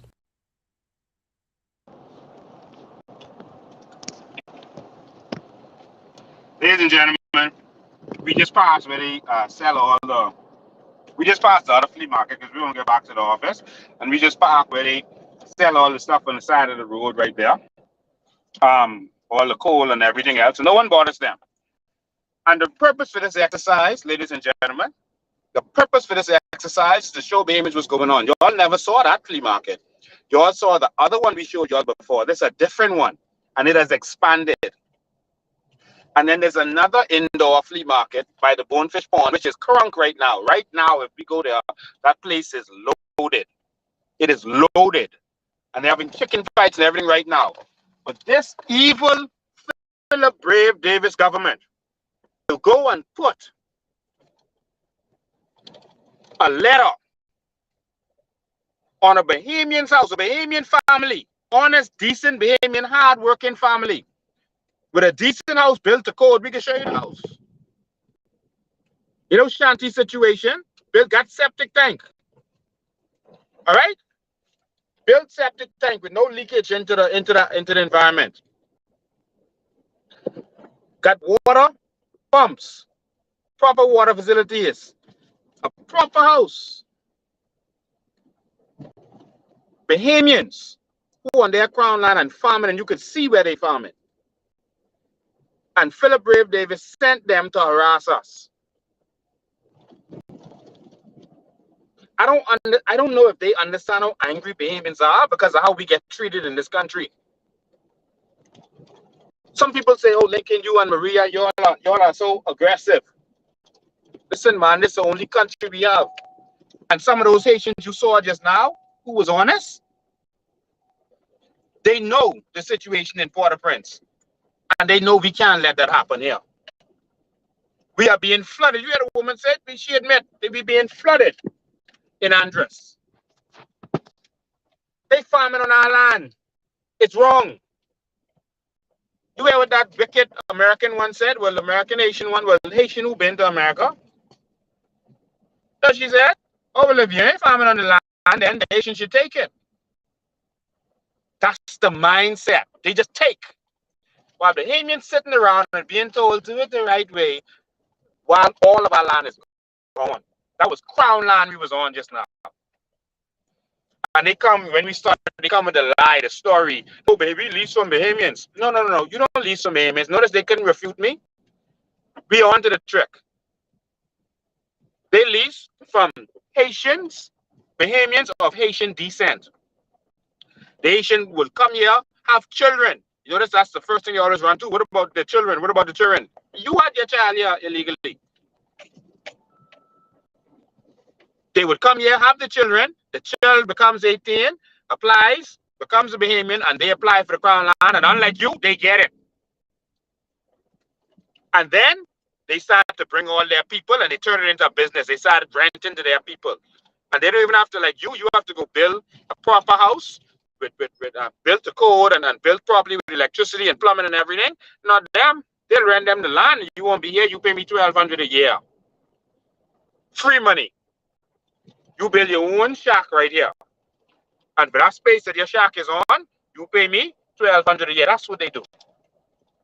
I'm not saying no Bahamians participate in that. Some actual Bahamians do it too. But that's my problem. That's my Bahamian using their land. They doing wrong with it. They wrong too. But you can't come here as a Haitian and do that. The Haitian will come here, get residency, then get their citizenship, and then they get crown land, and then they rent their people, and we getting flooded out. Bahamas, we are in a crisis. Don't mind the sham operation that they did. Thousands of them going in Abaco right now. All Abaconians can see it. Abaconians outnumber 20-1. And they lock up 13 people. 13? 20-1. Everywhere you go in Abaco, that's all you could see. But what they did was they stalled for a year while they were selling papers, selling work permits. That's what the crooked government was doing. They were selling the papers, stalling for a year, telling some of them in there, you better get it because, you know, something can happen. Get your papers, buy your papers, pay your money. They stalled for a year. And then guess what they did? They only went to the farm. There's several other shanty towns there. You notice they went to the farm, that particular one, where I remember the last time I was there, the man was saying how they would come and make them pay for papers and all that kind of stuff. The man admitted that on my live. That the immigration would come there all the time and then officials would come there and they would harass them, especially around election time and especially when coming on time to Christmas, end of the year. They went to the farm. Now they trying to pretend they don't see FC Boodle, which is bigger than the farm. They talking about 200 acres on the farm. They have taken over more than 200 acres in off SC Boodle Highway where we went the last time. We showed it to you. That's right on the main road. I heard this nonsense from an immigration officer. We can play some of that for you in a minute. All right, I think the light getting into it. I can show you that in a minute. That immigration officer said it's hard really to police the area because it's hard to find them and this and that and whatever. They on the main road. We showed you on our live, right on the main road. Right on the main road, they build in Shantytown on one side of the road and Shantytown on the next side. You could drive for miles. But they had a PLP meeting the other day. And at the meeting, they said, oh, the coalition, Lincoln being them, is getting too much traction from this immigration thing. We got to make it appear like we're doing something. So let's go down there and pretend to have some raids. Let's grab a couple of people and make it look good. I told you all about this 2 weeks before it happened. If I know, of course, the immigrants knew. Didn't Rodney Munker say, and he's a consultant to the government, didn't he say that I could tell you all to the Haitians? He said, I'm going to tell you all whenever the raid is about to happen. Didn't he say that? Government corruption. That's what that is.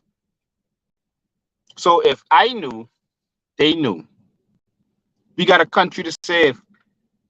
They run here talking about the farm, having big press conference talking about the farm. One? Shantytown?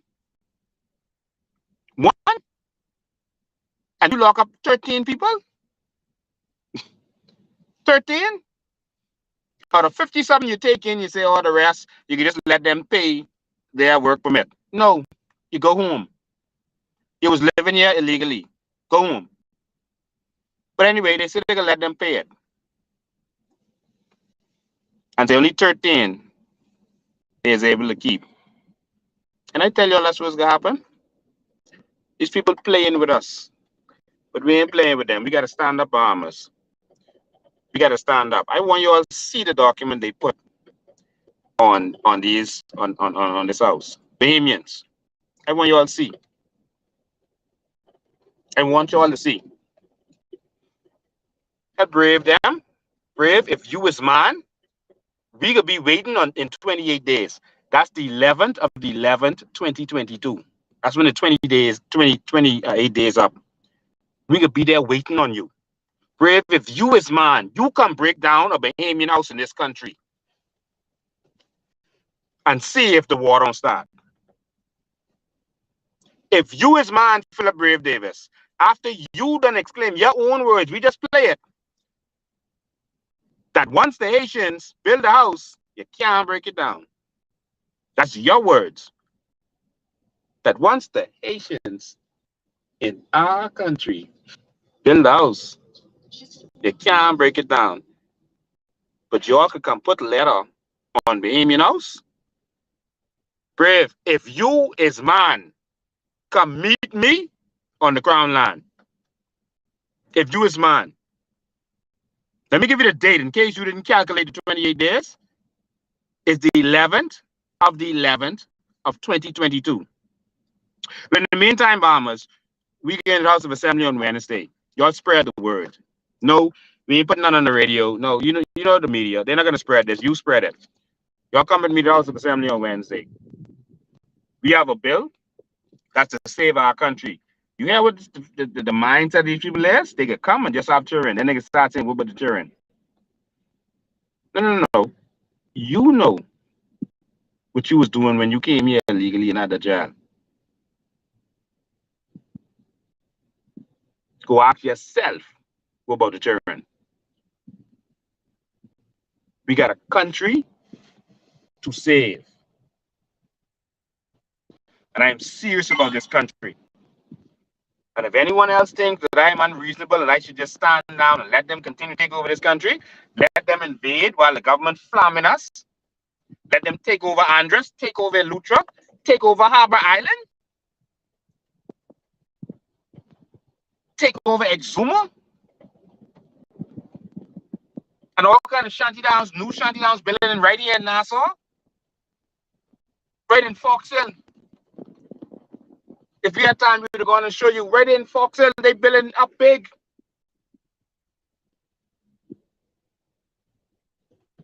And your Bahamians can sit down and let this happen, and then when they actually get the majority, which they don't have now, you hear their attitude. You heard that woman herself.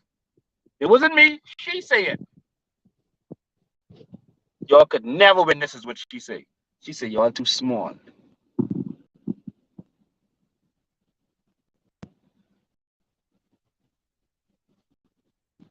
You heard it out of their own mouth. Don't mind them playing, friend. They have a plan to take over our country. If I was the last man standing, I could be the last man standing. But ain't nobody taking what my daddy and my mommy laid for me. So I can't speak for you, and I can't speak for y'all. But I can speak for me. Ain't nobody taking this country over. Wednesday at 9 a.m. We gotta be there early, meet them going in. I know it's traffic and all that, leave early. Eat breakfast early. Get your children to school early. Wednesday at 9 a.m., they have no excuse. We putting the document in their hand. Bill drafted already. Waiting on them. We're giving it to every member of parliament.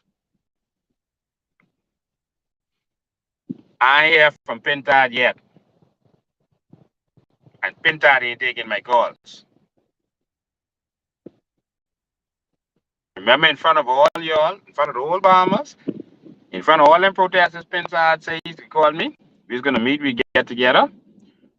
You think Pintard will meet with me? You think he won't save this country? No, he won't be a puppet of the oligarchs. Pintard is not interested in saving this country.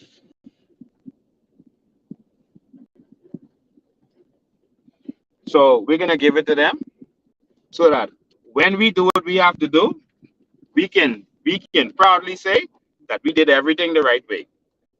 We ain't just ask them to do a bill, you know. We drafted the bill for them. Legally drafted perfectly. Not a typo nowhere. Nothing that could be challenged in the law.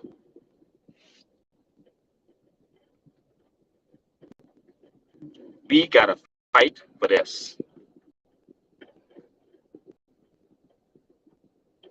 He's gonna go to the other flea market. There's right in there where he was just now. And you see that? That's right where he was just now. That's right to the next corner from the detention center. Whole big listen, that Haitian village that we was in just now spreads for miles. And that and in that Haitian village is where we caught the lady making coal the last time. That spreads for miles. For miles, I say. Boy, if y'all don't see the need to fix this.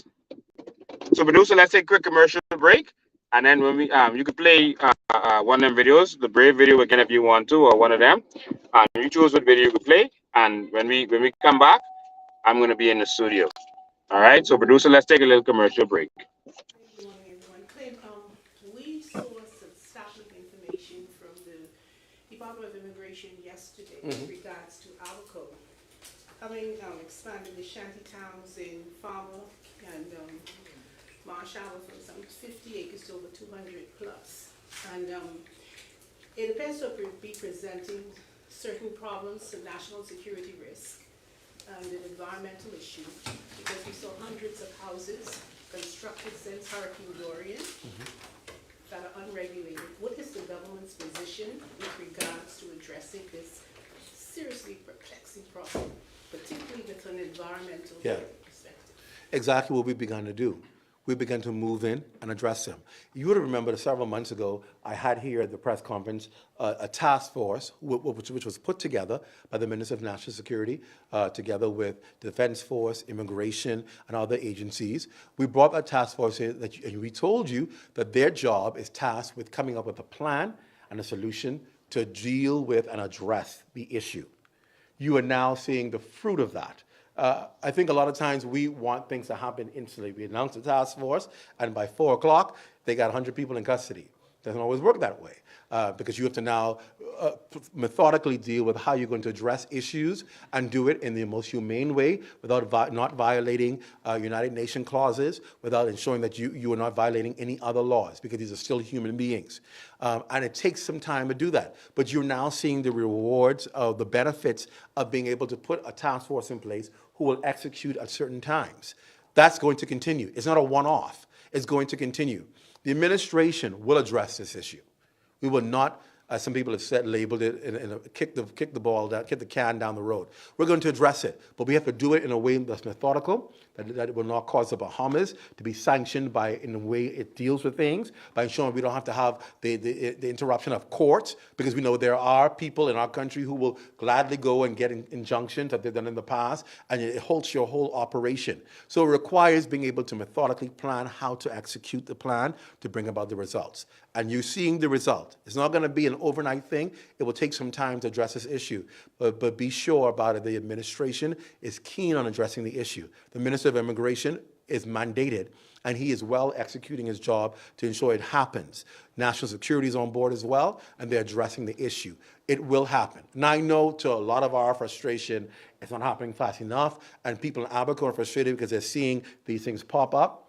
We're finding ways to address it. I believe, if you ask me, can it go faster? I would surely like to see it go faster, but I recognize that there's a process to it, but I want to see it done rather than it not be done and sit around and we see the problem emerging to another community, a huge shantytown community. We want to ensure that it's addressed, and we're trying to address that, Shelley. The concern of many residents, I don't want to say the aliens just in particular, is that how is it that the government can allow an expansion from 50 acres to over 200 plus acres of unregulated houses? I'll tell you how. You're saying it can be methodically done, and it's been done over a period of time. Right. Let me tell you how. And I'll tell you this from my intelligence as a journalist. on that very same story before I was in this place. And let me tell you what my intelligence showed, because I questioned the same thing. And that same town that you're talking about had just begun to start when we went and did investigative reporting in there and find out what's going on. The reason why it's so difficult for government to be able to intervene and stop it is one major thing. It's private land. And the private land is owned by people, and if you own your land, you can give somebody permission or you can enter an agreement with people.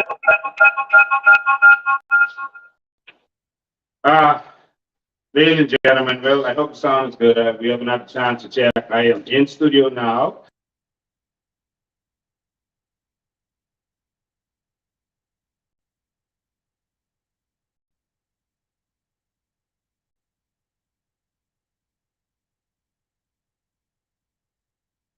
Okay, let's switch. Good.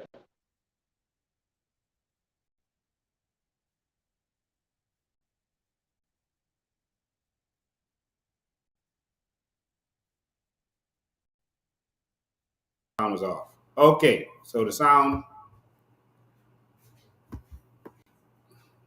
Good. So hopefully the sound is good now. Wow. Can you hear Clint talking all that foolishness? I'll get back to that in a minute. I know we've been going for a little while today, but I needed you to see what's going on.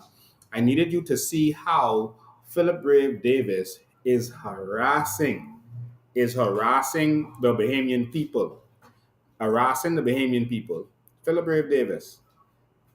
Harassing Bahamian people. I want you to see. Let me show you what Philip Brave Davis is doing. All right?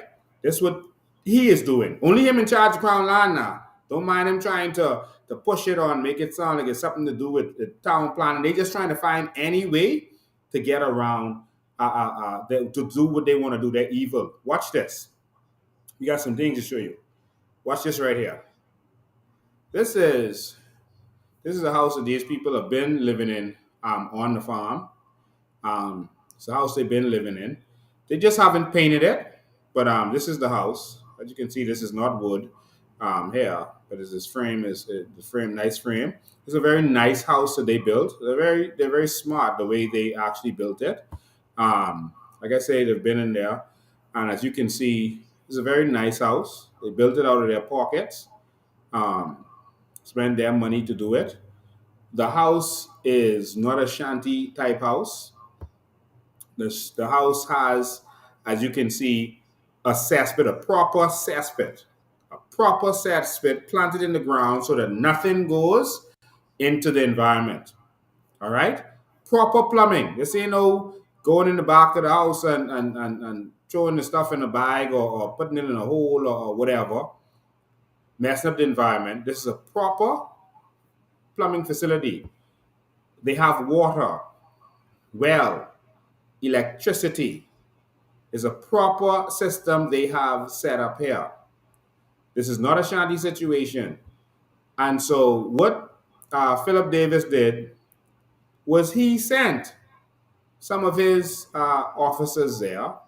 This is Philip Brave Davis. This is what he did to Bahamians. After you heard what he said in that video, after he said those things in that video that if his Haitians, you can't touch them once they done build. So in other words, once they build, they home free. You can't do nothing with them. And so this is what I'm gonna play this video for you right now. Hold on, sorry.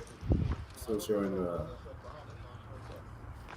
This is the police officers coming to harass the family, the Bahamian family in that house. This is them. All right. So like someone said, the house is built according to our code. Yes, it is. It's built according to code, hurricane clips and all.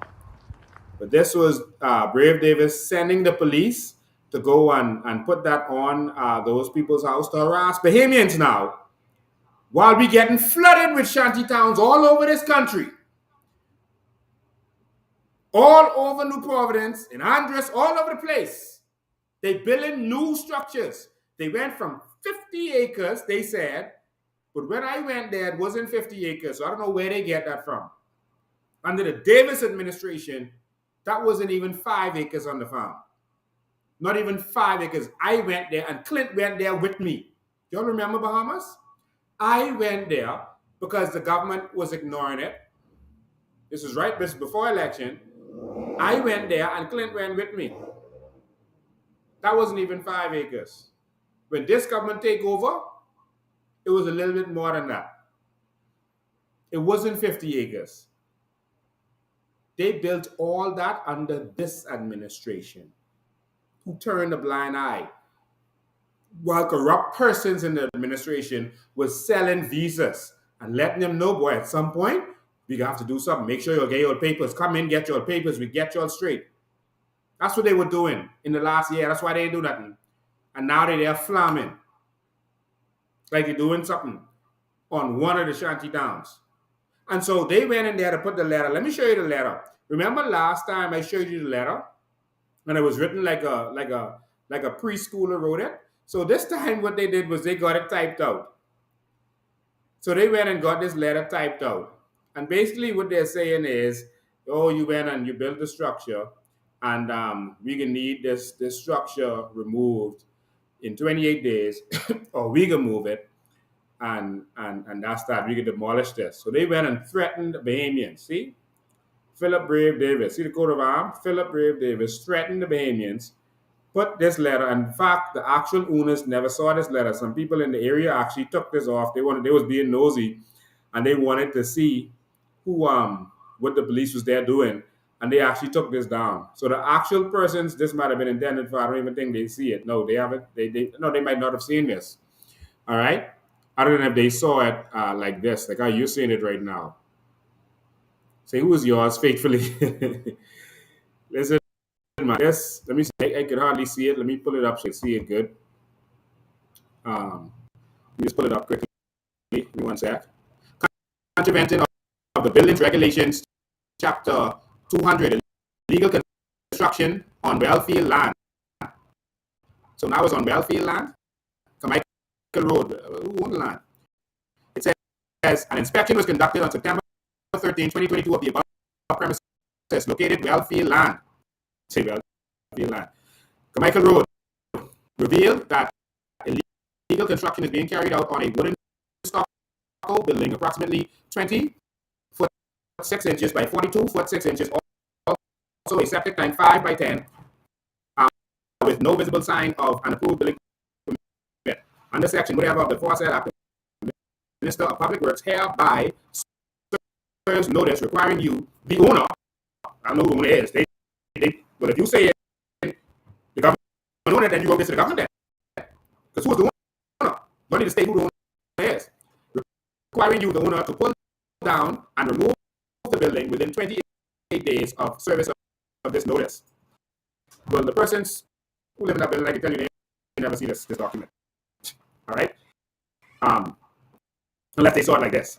But they didn't see that when I was posted, because I guess some naughty people went there and they do what they had to do.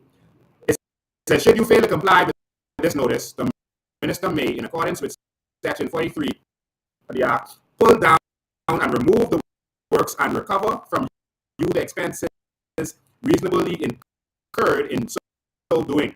Faithfully, the Minister of Public Works and Utilities. All right? Ladies and gentlemen, let me tell you something. Brave. If you as man mess with Bahamians, this thing could be Abaco repeated, you know. We let Abaco happen because those people moved out. If those people had decided to stand, we was going to stand with them. We would have been on that plane, and we would have been there to stand with them. But they decided to move out the domes. But if they had decided to stand, it was going to be some serious fireworks. I am telling you now, you don't have enough defense force officers. Do not mess with Bahamians. We just came from a shanty town.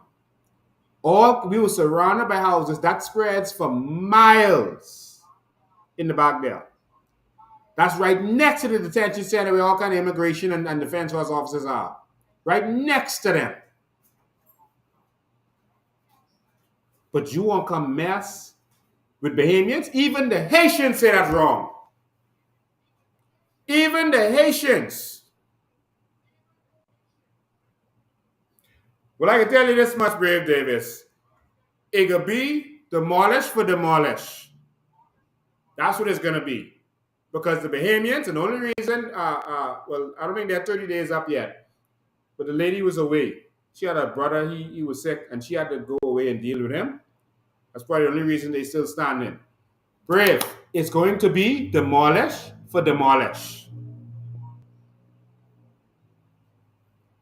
Demolish for demolish. Bahamians have had enough in this country, and we are going to stand up. So in case you don't know what I mean, we ain't letting you demolish no Bahamian house in this country while you on the news telling the Haitians, oh, once you build a house, we can't touch you, eh? While you notifying them in a slick way.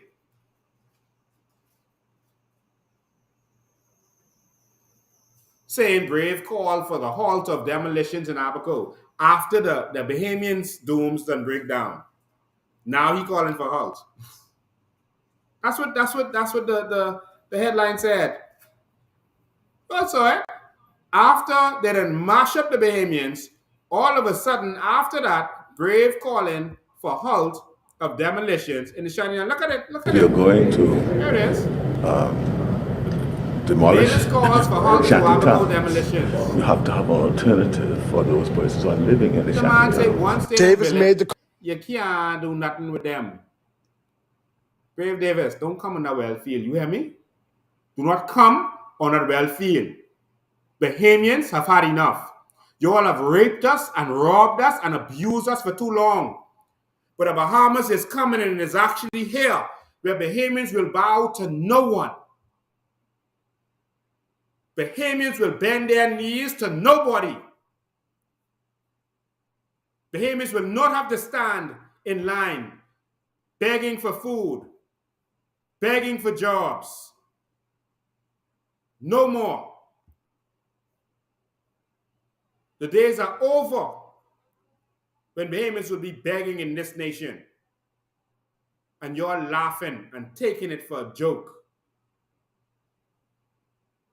Our begging days have come to an abrupt end.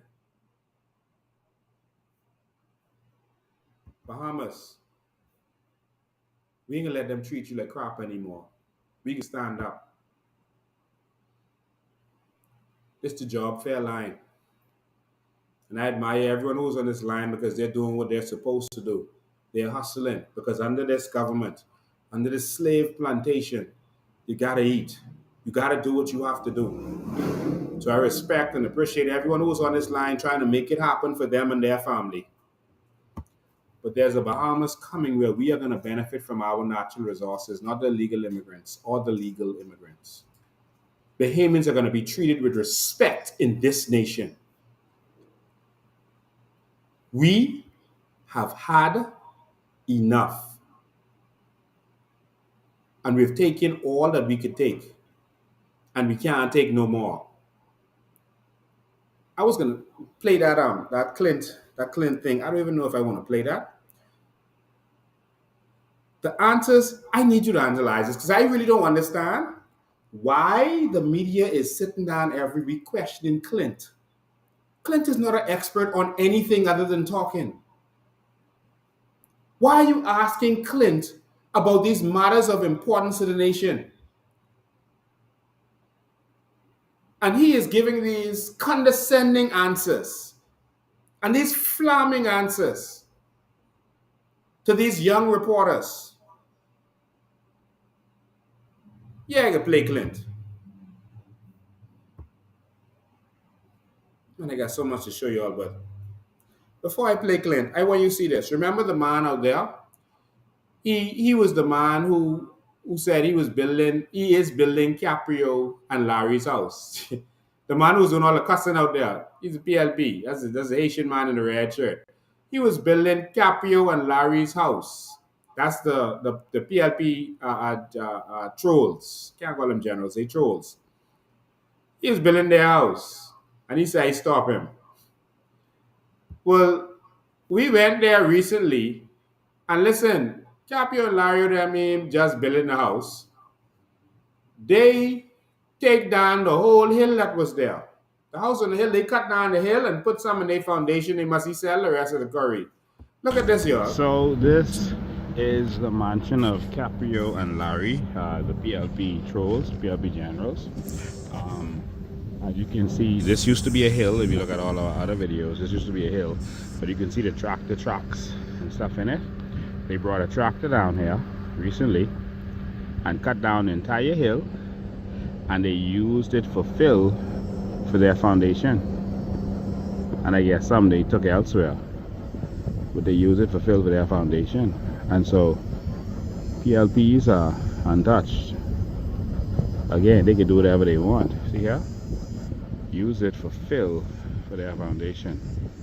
Cut down the hill rock that was here, that's against the law, and use it in their foundation for fill. It's Caprio and Larry.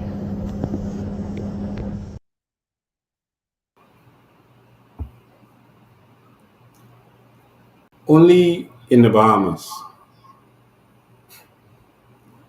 So the Ministry of Works, as much as we done post that all over social media, what's happening in the back there, and they know exactly where it is, the Ministry of Works ain't put nothing on that to say y'all billing.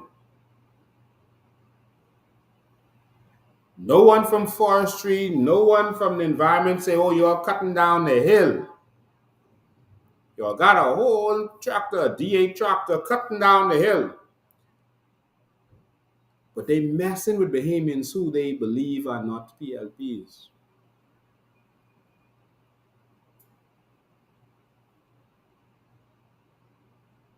And I keep telling you all, most of the people in the back there, even who came there with us, was PLPs. And now they're converting them to leave that cult called the PLP. Because they see how their own government is treating them. So how Capio and Larry, and you see, just by coincidence, we ran into the fellow who's doing the building, and he confessed it again, that he's building for the PLP generals. But Brave Davis sending them to harass anyone in the back there who is not a Haitian and who is not a PLP in their mindset. This is against international law and international treaties. It is discrimination. It is a violation of our constitutional right. International treaties that we have signed on to do not allow political persecution or prosecution that is political in nature. When you can go to a house that's right here and tell them, oh, they're illegal, they're doing this wrong and that wrong, and you can send police, defense force, everyone to post one letter. They send all kind of police, busload, to put one letter on a door. All this crime going on in this country, you know. They send police and defense force to put one letter on a door.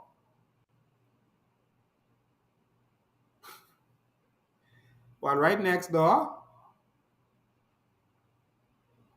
Capio and Larry and other PLPs billing. Who give them license to cut down the hill for quarry and use it for fill? Use it to fill in their foundation. Who? I dream of a new Bahamas where it doesn't matter your political affiliation, that being Bahamian is enough.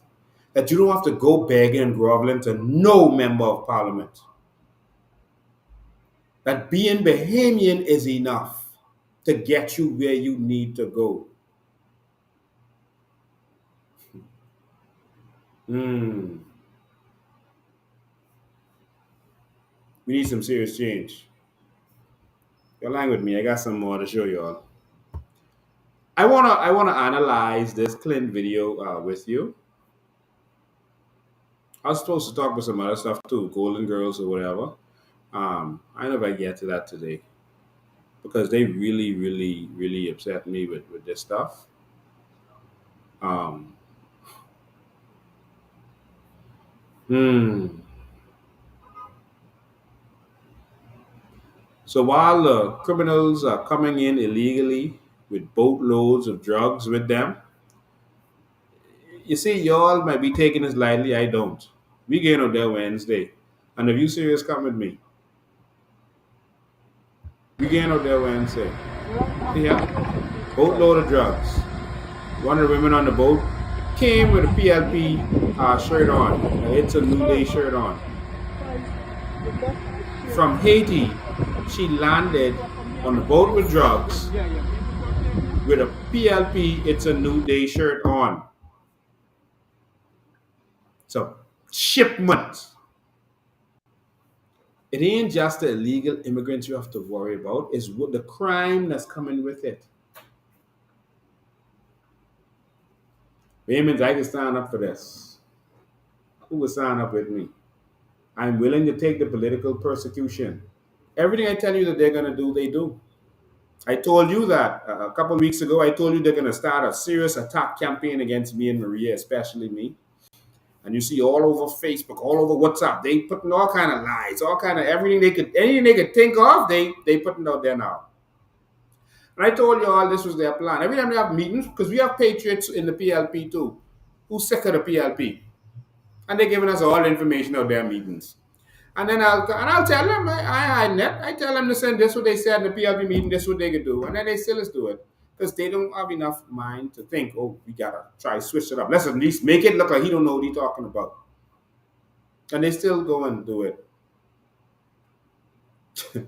I see someone tell me they had one WhatsApp where they say one woman called Farmer Cates and told him that she had sex with me for a piece of crown land. Like, PLPs, that's the best y'all could do. Like, that's it. That's the best y'all could do. Like, y'all couldn't like be a little more creative than that. At least she ain't lie and say rape her or something. But that's the best y'all could do. Or they could probably try that later, next. That's the best y'all could do. Let me make this clear to you.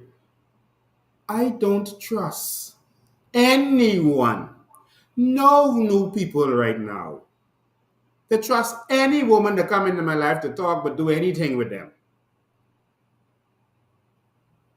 My life is in danger and at risk. You think I go fool with some woman talking about for y'all need to think of something else. No woman can come up to me right now and get me to trust them. None. I don't care how beautiful they are. None. I am focused on the new Bahamas, and I will not be distracted from that. There is nothing that Brave Davis could offer me, that no woman could offer me, that no one could offer me. I am focused, laser beam focused on the new Bahamas. And so y'all could kick up and kick up. And like we entertain. We get entertained when you talk about us. We ain't even responding to y'all. We focus on the new Bahamas. We got to save this and fight for this for our Bahamians. I told you all that's what they're going to start doing, and that's what they did. And I told you all they're going to do a sham, a fake immigration raid, and they started making it look like they're doing something, and that's exactly what they did. So anyone who don't pay up their dues, to who's who, then they could get touched. But if thousands of them in Abaco, only 13 you find, you need to fire that consultant. Oh, the consultant is Luby.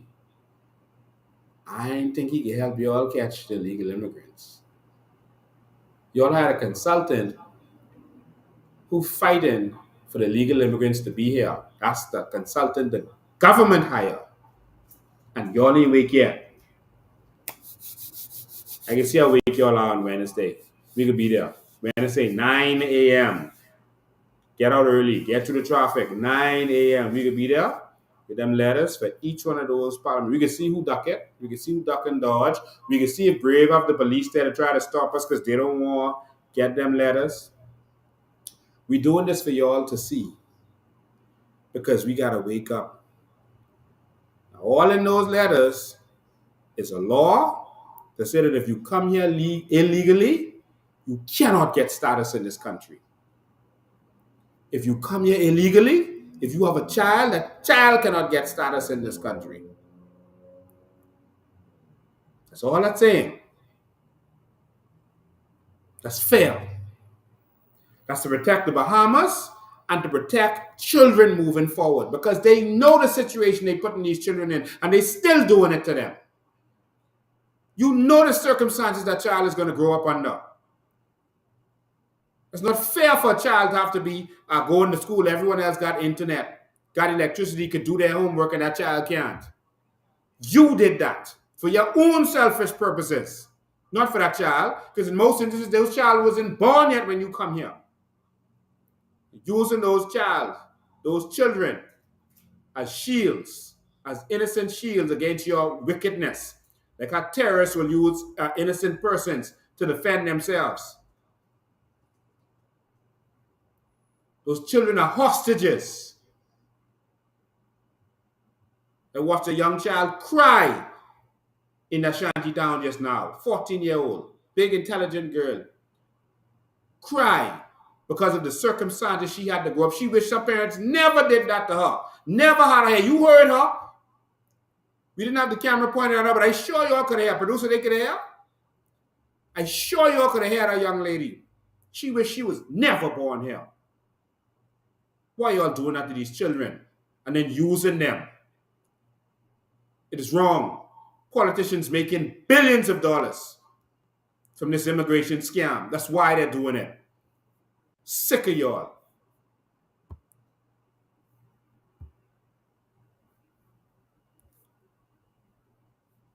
Now we're going to listen to this wicked witch, Clint Watson.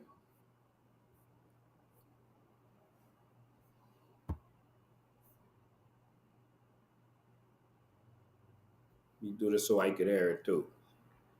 Play by play. I want you to listen carefully to this nonsense. Absolute nonsense.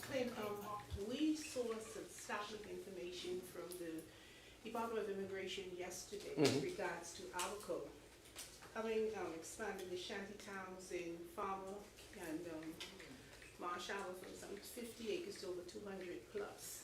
And it appears to be presenting certain problems, a national security risk, and an environmental issue, because we saw hundreds of houses constructed since Hurricane Dorian that are unregulated. What is the government's position with regards to addressing this seriously perplexing problem, particularly with an environmental perspective? Exactly what we've begun to do. We began to move in and address them.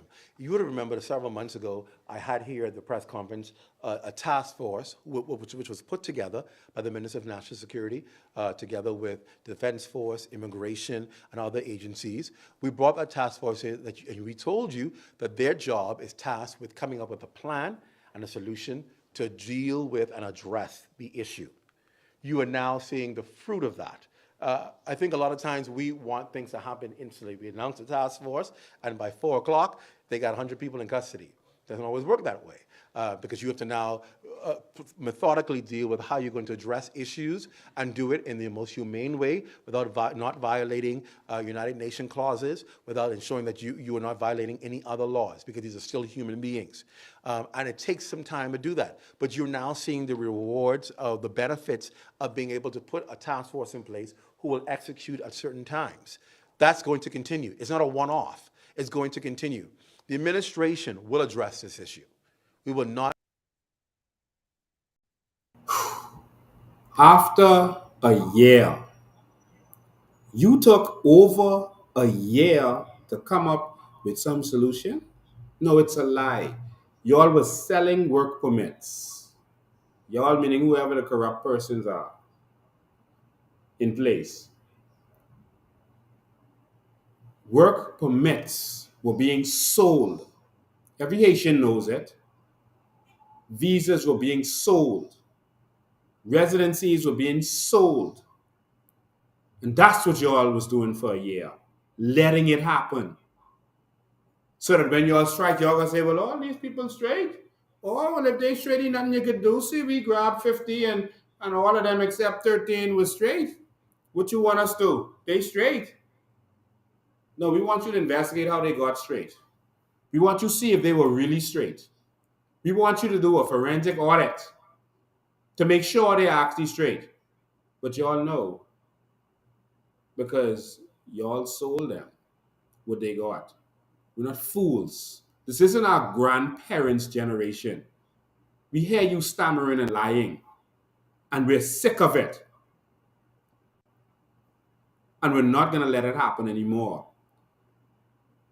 And he's talking about violating some laws. What law? You could violate a law for locking up an illegal immigrant? What law? What law you need to think about for over a year that you would violate for immigration to go and do their job? What law could you possibly violate for locking up an illegal immigrant? Y'all hear this? Like, I don't even think they should be questioning him.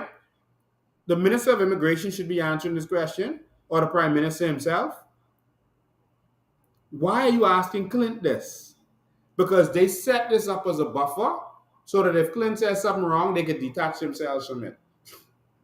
But they let him go out there and say whatever nonsense so they don't catch the blame. This is an old political trick.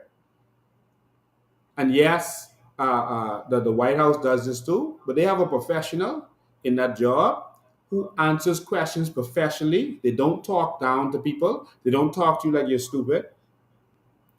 And they don't BS you. They give you facts, not opinions and all this fluff and nonsense. Let's hear some more from this political prostitute.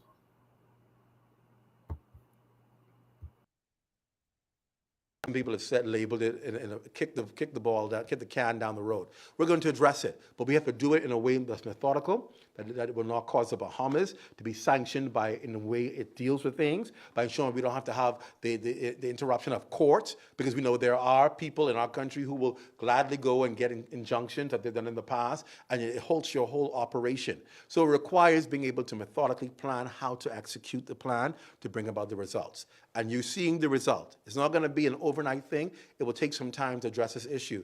But be sure about it. The administration is keen on addressing the issue. The Minister of Immigration is mandated, and he is well executing his job to ensure it happens. National security. Let me correct more of lying Brave Davis, because Brave them said him out there to lie. No court can put an injunction on any government from arresting illegal immigrants. That was never even considered. The injunction was referenced to breaking down homes because it said that some Bahamians might have rights to the homes. I've read the injunction to you before.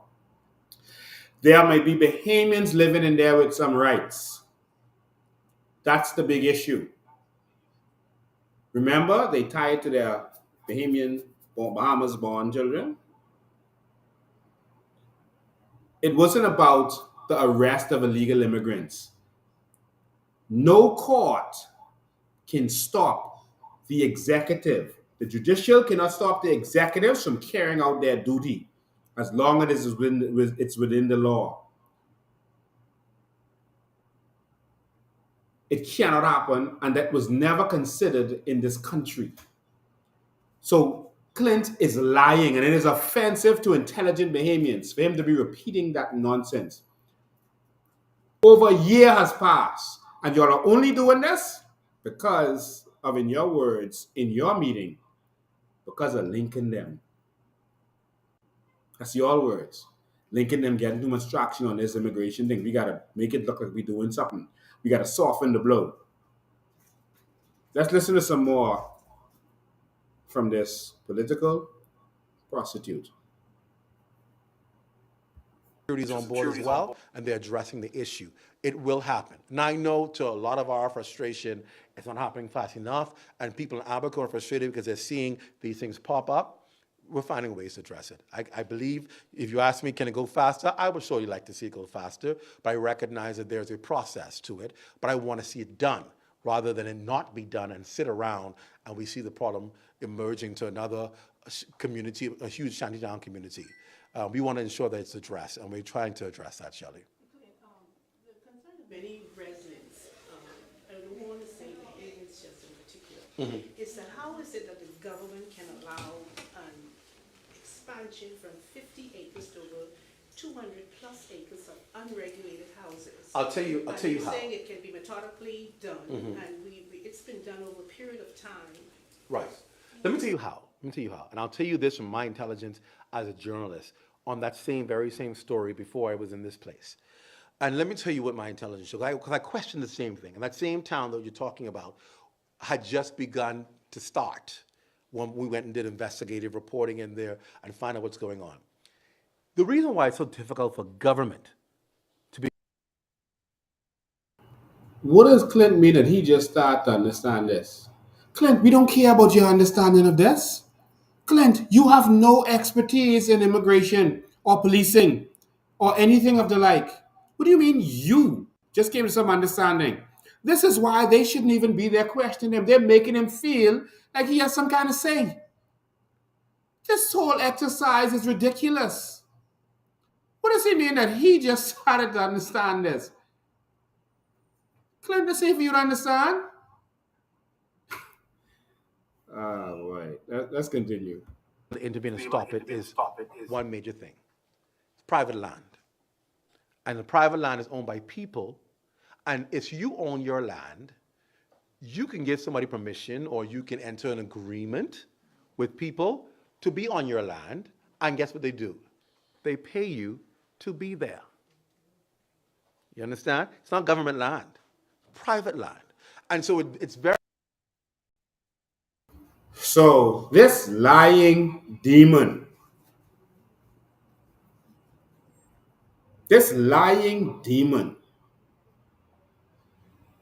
is trying to make it seem like all of the land is private land, and that's where the problem comes in.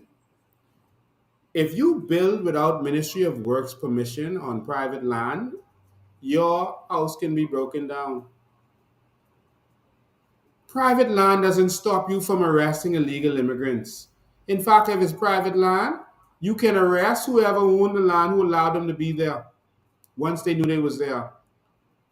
What is this lying fella talking about?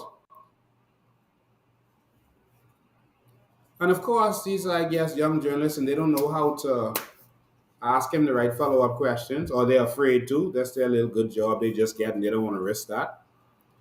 What is he talking about private land?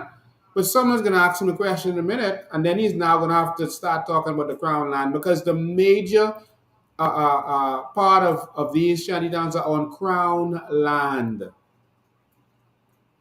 Yes, a part of this farm where they are, a part of that is private land. But that sea Buddha that we showed you, that's hundreds and hundreds and hundreds of acres of crown land that they own. We showed you the proof. What is this man talking about? Private land doesn't stop anything. It definitely doesn't stop you from locking up the illegal immigrants. They should be going on all of those keys and all of those construction sites and arresting them. They should be there at the ferry dock waiting. But they don't want to do that. Let me make this clear to you. I heard them another interview talking about they're going to add more immigration officers. Listen, the mud and pigeon peas was across the street from immigration. The mud and pigeon pea was across the road, literally on the next side of the road, right in front of immigration. And that was allowed to build up like that. It don't matter how much immigration officers you hire. Y'all are corrupt. And y'all are letting this happen in our country. And send out these lying, paid prostitutes. Paid to lie to the Bahamian people and deceive the Bahamian people. Clint, you should be ashamed of yourself.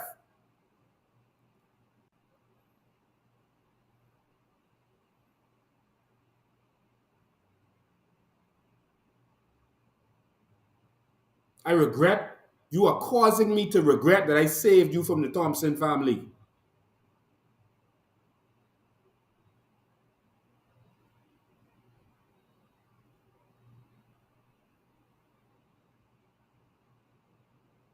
That I stopped them from doing what they wanted to do to you because of what they was accusing you of.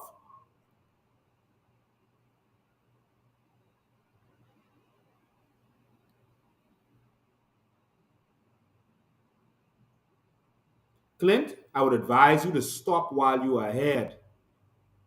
This is our one and only country. Clint.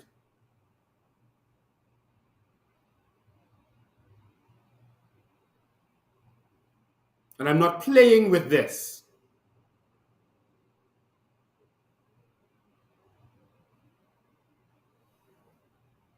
I ain't stopping no one from eating. You had a good job.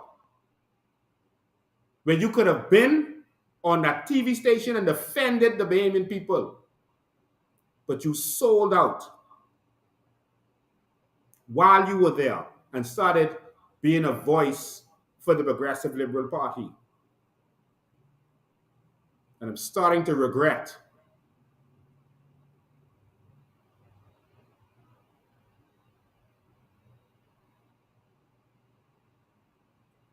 not letting the Thompson family expose you.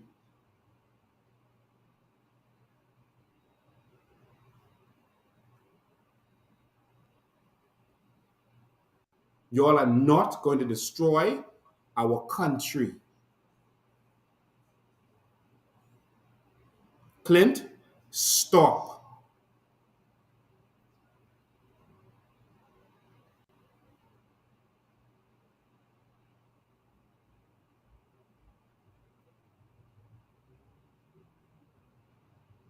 There's a little boy in the Thompson family who wants you to stop.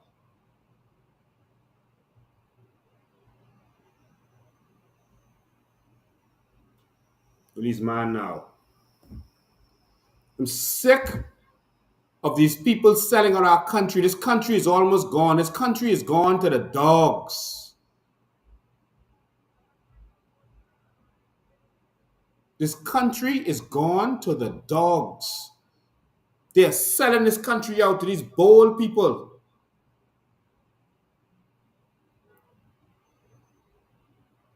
And these people, just for a little job and some little lunch money, they would sell us out.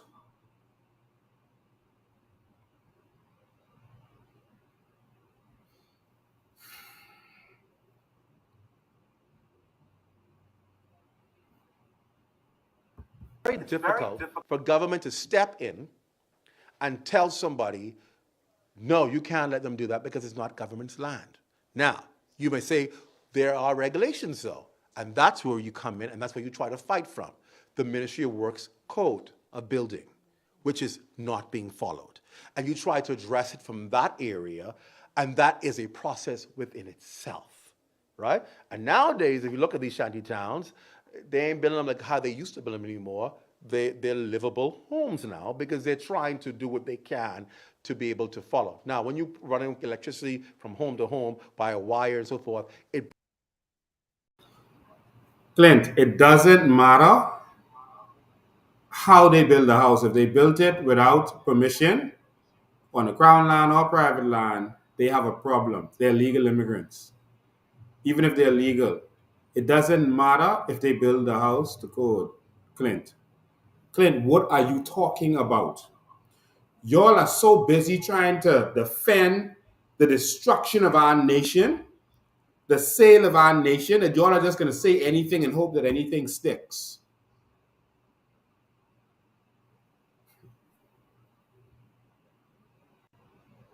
brings in all kinds of violations, right? And that's when you bring in the authorities to try and address those issues. But that still doesn't mean you can go in there with a bulldozer, break it down, because it's not your land. And what people don't understand is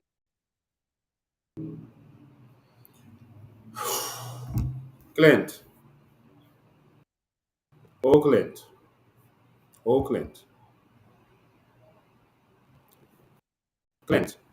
The act says the Building Regulation Act says, as clear as day, that they could break down the land of those illegal immigrants. Clint, what are you talking about? Jesus. And this is coming from the government. The intentional deceit of the deception of the Bahamian people. This is coming from your government. People often lay the blame at government's feet without recognizing that there are Bahamians at the foundation of this issue because they're making money off of these people desperate needs. And you will never see them come forward. Understand. If you've been to Abaco, you've seen the land. So she just said to him, but a lot of these shanty downs are on Crown land. So after all that nonsense and fluff, he came with private land. He said, understood. Man, am I witnessing this? And this is happening this reminds me of Minutes. When he used to say all these dumb things, he used to just come out of his mouth. I can't be the only one seeing this. Okay, so you understand that to police Crown land, especially on these islands where there are thousands of acres, it's almost next to impossible because you don't have the resources to do it. So when people say, "Oh, somebody on Crown land," you can go and do a check, and then if you find it, that's a process in itself to have that person removed, and the process takes some time. It is a difficult problem. Bahamas. So on behalf of Philip Brave Davis, because this is obviously the Prime Minister speaking, he says the Crown land is too massive to police. They are building this stuff right next to the road. You've seen the videos we've put out there. They're building this stuff right on the main SC Boodle Highway. Not in the back of the bush. They're not hiding. In fact, Abaco isn't very wide, so you're on one side of the road or the other. Abaco is very narrow. And one part is basically a mile wide, if that. They're building right on the SC Boodle Highway. Literally, we showed you this.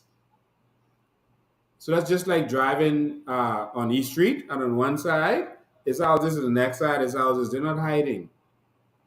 And it's bigger than the farm. So I don't know how you could not police this when the police have to drive past SC Boodle Highway straight through. The immigration have to drive past SC Boodle Highway. Everyone have to know, have to report nothing. This is the government lying to you. This is wrong. This is evil. Clint, I do not respect this.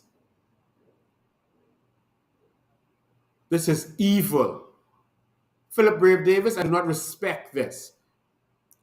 Just come out and tell the Bahamian people, listen, man, we given a part of the Bahamas to the Haitians to help them out. Just come out and say it. All this BS and fluff is making us more and more angry. Because at the same time that you are doing this and making excuses for why you can't touch them, you are attacking Bahamians. And every time you attack Bahamians, you are making us more and more angry. Because we can see the BS. Just come out and say it. Just say, man, listen, plenty money in this, and we can make money from this. For our pocket, we looking out for our children and our grandchildren. You all just deal with it. Just come out and say it, man, and we'll respect you a little bit more. All this BS and fluff and lies and fake raids and attacking Lincoln Bain, attacking Maria Daxon, attacking the COI, attacking Bahamians. When you know what you are doing. Clint, in 2020, whatever, when this government go, you need to go. You need to go Haiti. Go live there. Go somewhere else. You don't belong here. Let's be the first to admit that. It is a difficult problem, and I think we all would want to put together a team and just go in and say, okay, we can deal with this ourselves. But it has to be a process that's followed. Can it move faster? I certainly believe it can move faster. Is there the will to see this a problem addressed? There is a will. And we know what we say, when there's a will, there's a way. So where is the government's position with regards to the injunction that was before the Supreme Court? Because I think it did stipulate that cease and desist the demolition with no new construction. Right. Now, the thing about it is enforcement, right? We need enforcement because there are certain laws that have been put in place. There are certain conditions that have been put in place in these communities. So what we're trying to do now is be able to enforce on these particular communities. Remember now, this is not the same area where these homes were built before. It's new. So you're talking about a whole different location, and it gets into a lot of legal technicalities because it's not the same place where the injunction or where the requirements were put in place. You got to now. Bahamas, the injunction was put in place for Abaco and for New Providence. I don't know what Clint talking about. The farm was always a Asian village. Yeah, there was a mud and pigeon bee, but the farm was always an Asian village. Always. He's talking about now we need enforcement. That's because the reporter asked him about the injunction, saying that the injunction said they couldn't build no more new homes and expand. And all he's doing is talking, lying, BSing, and fluffing. Because they're looking to these Haitians for votes. Because they know Bahamians are fed up. But they're hoping that they could still fool enough Bahamians to still vote FNM and PLP and then get the balance from getting the Haitian votes. They're going to fool enough Bahamians to think that they don't deserve their natural resources or that we're selling dreams. Relocate and go through the same process again. And that's why I said the initiative has begun. It's taking a lot longer, but there is a will to see the problem addressed. And we're working through it. But we have many challenges. More than you can imagine. That you have to go through legally to be able to take action. And that's what we have to bypass. But the will is there to see it happen. And I think the people of the Bahamas can rest assured that we're on the side to ensure that our laws are violated. And we feel the pain of the people in Abaco particularly. We feel it because you have Bahamians who are waiting to get crown land, to do stuff legally and to build their economies, build their businesses, and they can't, but they see other people just go and just do what they want to do. That's never a good feeling. We've been talking to people who feel that way, and that's why we have to move with haste to address the problem. We have to move with haste. Clint, you and this whole Brave Davis administration can go to hell. You don't care about the feelings of Bahamian people because while you are defending the Haitians and making excuses for why you can't do anything, you are attacking Bahamians. You see, if you were not messing with Bahamians like you did this week, then we could say, okay, maybe nothing could be done. But how is it that you feel justified to put a letter on a Bahamian's house to say we're breaking this down? But come on the news and say we can't touch the Haitians once they build a house.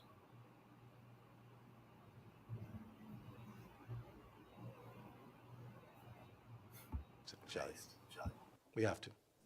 Any other questions?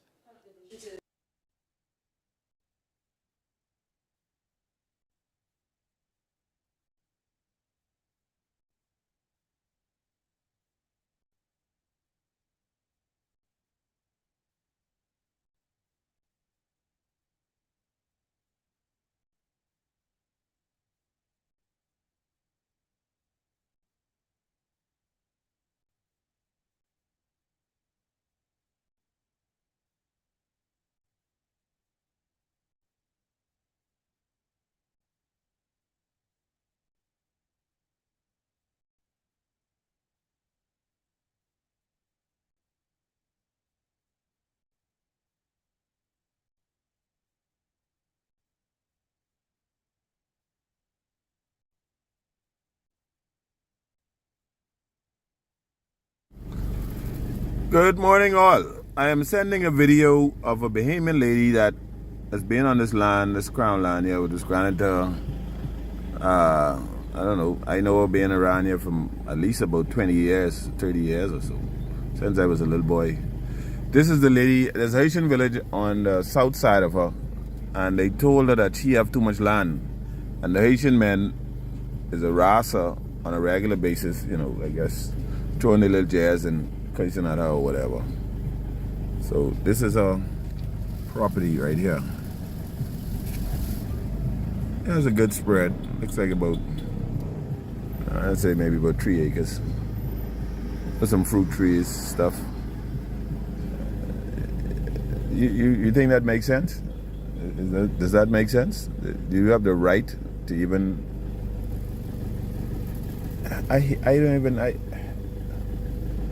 She's been complaining as well. So you couldn't hear me a minute ago. I was just out of message for Clinton. It's probably better that he didn't hear that. That's another Bahamian being harassed by these Haitians. So while they are attacking us and defending these Haitians, Clinton them, braving them, the Haitians are bullying our women, our mothers we're supposed to be protecting. Remember, you couldn't say something but someone mother in this country? I don't care if you was in primary school or high school, you couldn't say something but a mother. You couldn't disrespect an old lady in front of nobody. Remember, in this country, you couldn't disrespect an elderly lady in this country? Now we got these people coming in our country, disrespecting our women and kicking them off their land. The Haitians telling her there's too much land for you. So the Haitians telling her, in our country, ladies and gentlemen, on Wednesday at 9 o'clock in the morning, I'll spread the word. The media ain't gonna let us spread this. The media is sold out. 9 o'clock in the morning, you all come be with me. We're just going to deliver some letters. See, no protests. We are going there for legitimate reasons. We are going to deliver letters to the members of parliament. You'll come with me. I see hundreds, thousands of people on this live. I won't see you all there. We are going to deliver those letters.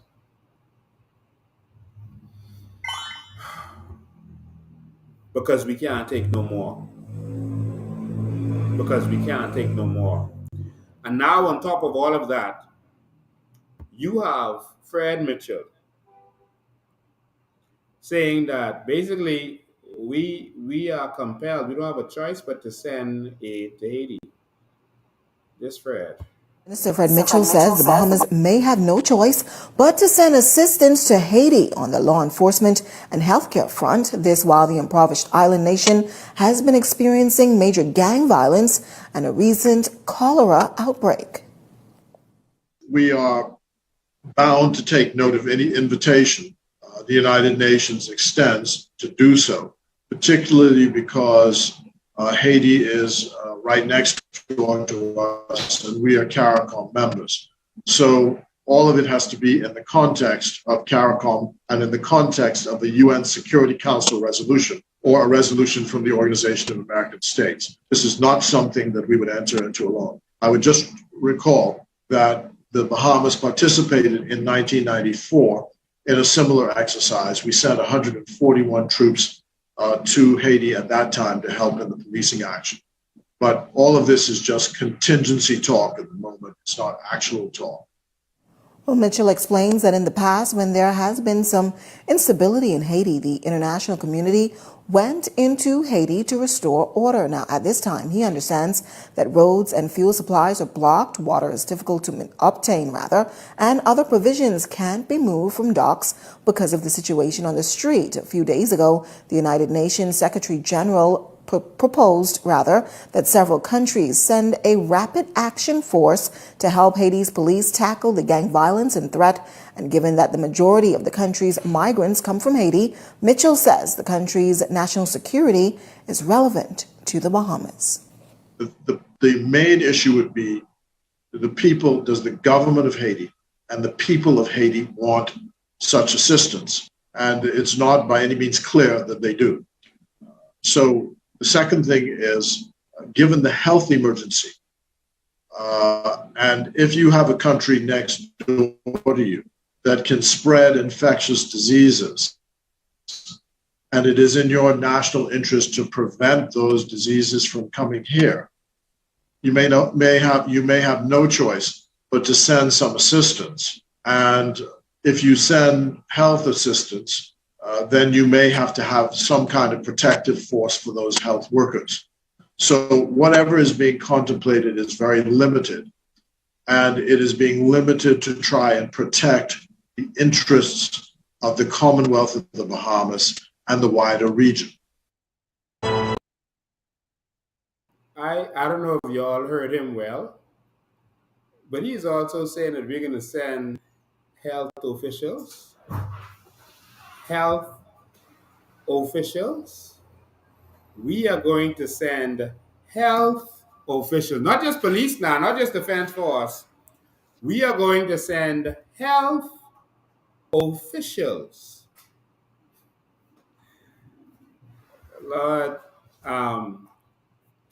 if there's such a devastating health issue right now, if it's such a devastating health official right now, in the Bahamas,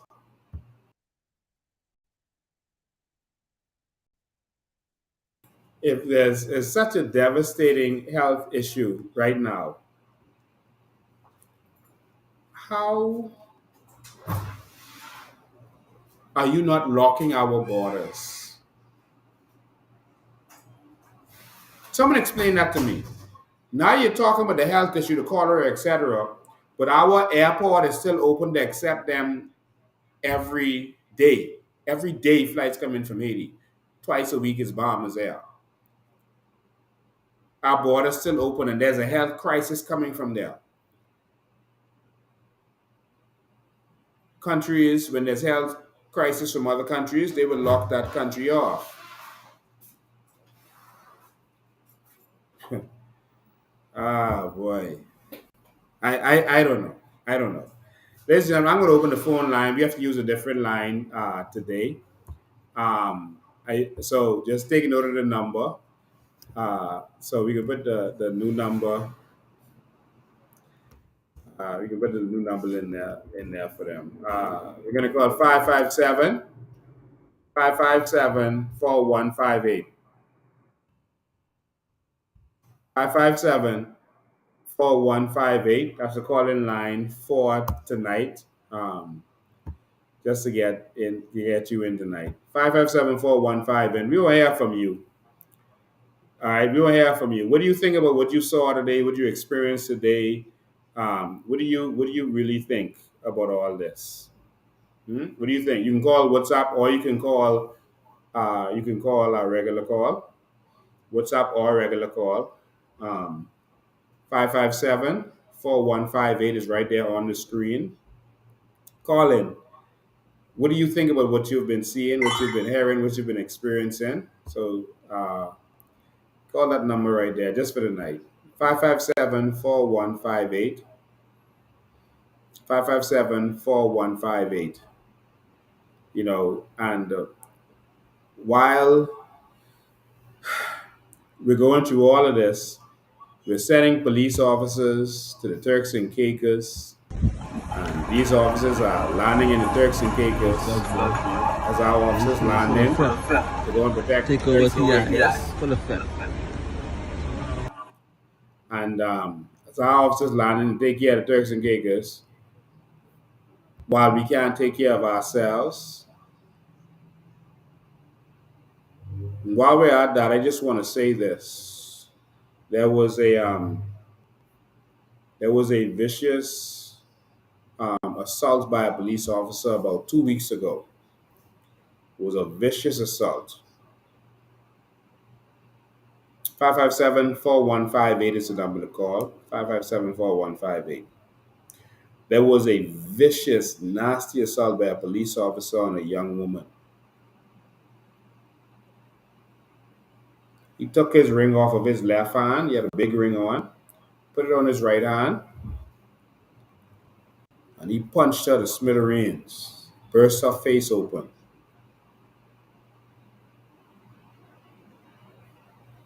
Burst her face open.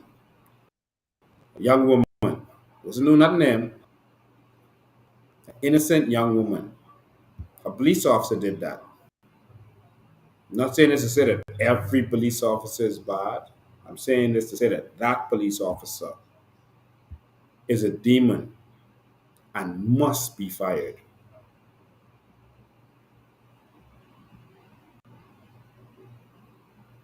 In fact, I need to show you all the picture of that police officer. I think we need to switch devices quickly.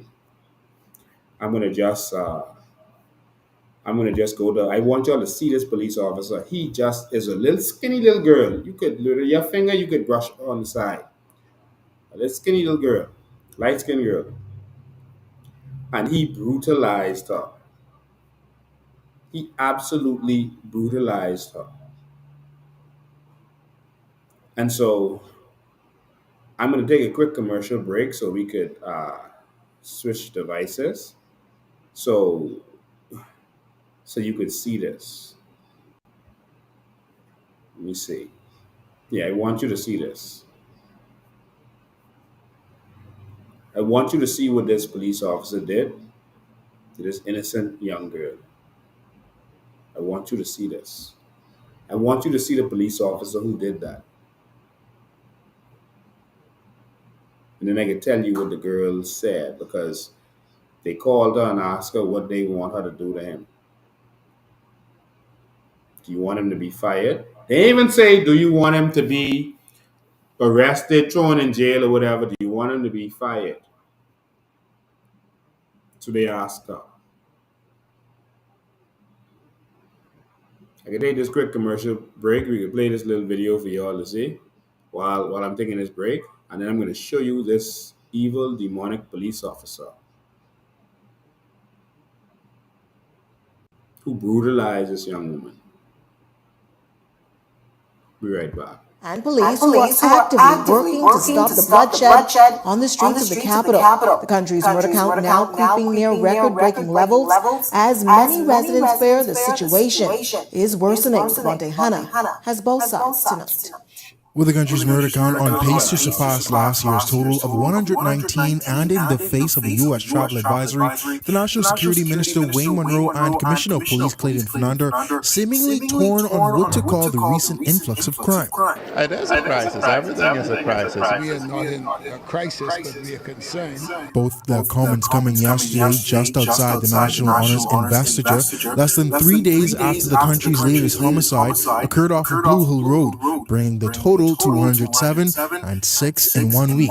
And despite not accomplishing his goal of keeping this year's homicide count under 100, Fernando claims that things are under control. We are following significant leads in them. You would have seen some people of interest, some wanted posters that are out for various matters. But Monroe is stating otherwise, calling the crisis an opportunity. His comments come in the wake of Prime Minister Philip Davis, who last week said the crime rate would have been higher had it not been for the measures put in place by the top court. I hope that the public is looking and watching and understanding that we raise these people. I hope the people of my generation are looking and watching and seeing how quickly things have changed. Both of them coming to an agreement that members of the public should do their part to aid officers in the crime fight. We ask members of the public if they have any information on these individuals to please reach out to us. I believe that we can solve any matters. I always say that comes to our attention. But we want to be able to prevent these murders from happening. According to reports, 53% of this year's homicide victims were on bail for murder. This only adds to the already rising crime across the board, especially armed robbery, according to police. Devontae Hanna, Eyewitness News. Well, members of the Camp Road community speaking out against the frequency of violent Set up quick.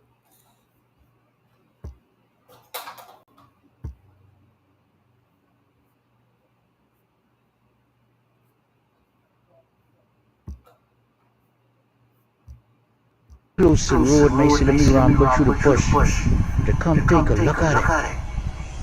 You must be fixing something on it. Look at the size of the screen. Bahamas, just look. Now that come to dig out around here. My God, look at the size of that bucket. That bigger than the biggest dump truck you have ever seen, the bucket of that. Lord, Mr. Prime Minister, you don't think Bahamian people deserve nothing what the screen is doing to us? This will be here for the next generation digging. My Lord, look at the size of the screen. Wow. This the size, this bigger than a building. This bigger than a building. They got to have kitchen and bath. They got kitchen and sleeping quarters got to be on the green. All of that is engine. My Lord, that's a humongous size. Come to finish, eat our lands and we get nothing. This is one Miller was talking about all the billions of dollars. What the company making in Grand Bahama, that's the crane right there which is responsible for it. This could eat a whole island. A whole key. My Lord, Bahamian people, look at the size of the screen. Whew. Reporting live from Grand Bahama. Look at the size of the screen. My Lord. Ah boy, and we gets nothing. And they smile up in our faces, these politicians, FM and PLP, and think this is a game. They want to see us poor, keep us poor. No love for us. No love for us. You think we have to be living like this in this country? These people intentionally do this.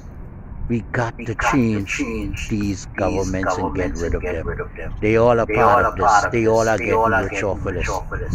Look at the hill over there. $2 a ton. My Lord, that's more than a ton in a damn bucket there without a scooper. Oh, these people just raping and robbing us, and you all right there with party colors. Oh boy.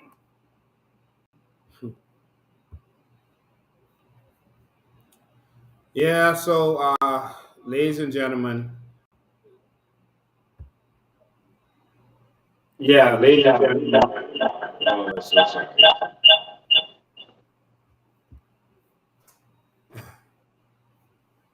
That is this is what we're experiencing. Oh, I don't know what's going on with our over here.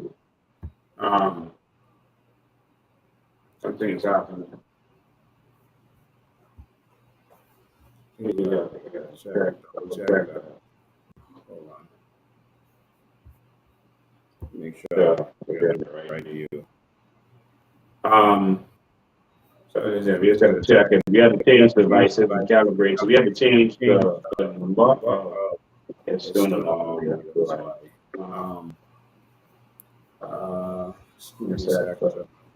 Right. Yeah, we got to recalibrate that. Yeah, we gotta recalibrate that. No, I think we gotta take it on the clock. Yeah, I'm so sorry, ladies and gentlemen. You just gotta redo that first step. Let's go to another camera. All right, so we just go to another camera until we get a dock up. So we gotta just. All right, so sorry about that. I'm gonna let you see this officer who attacked the girl. I mean, he attacked her. He was fighting his pregnant girlfriend, allegedly, and Another girl was there, and she was trying to get in between and stop him from what he was doing. She never attacked him or anything, but he viciously attacked her. If I show you the pictures of what he did to this girl, all of you might go to his house right now. I'm not going to show you the pictures, and that'll embarrass her. So I'm not going to show you the pictures of what he did to this girl. I'm going to show you him. But trust me, if you see those pictures, you will be extremely, extremely disturbed that he is not already fired. I don't know how he could not already be fired. And we had another video of police officers who took someone's phone, but I was trying to see it, but I didn't get it. We'll deal with that another time, I guess. But the officer in question that I'm talking about is 4433 Chislon Moss. He is 4433 Chislon Moss. And he attacked and assaulted, that's him. He attacked and assaulted a young girl. She just turned 18, so I shouldn't say young girl, but she was a girl, very skinny young girl. He viciously attacked her. We'll switch cameras again.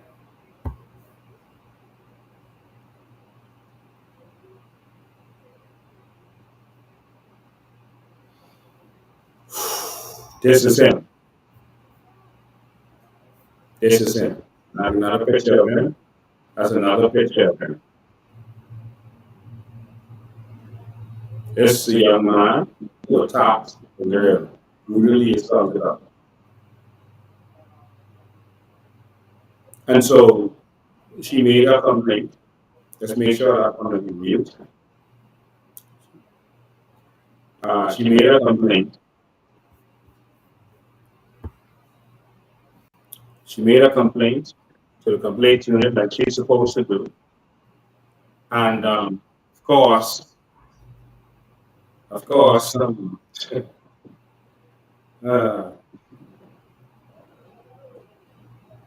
they called the girl and asked her what she wanted to do and if she wanted fired, what she wanted. The phone line has changed. You call 803-5995. Let's change the phone line on to get these images to you.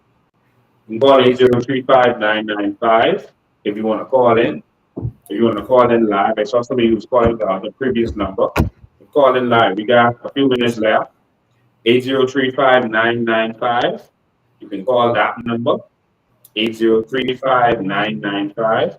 4433 Chisholm. It's the gentleman. So they asked, do you want him fired?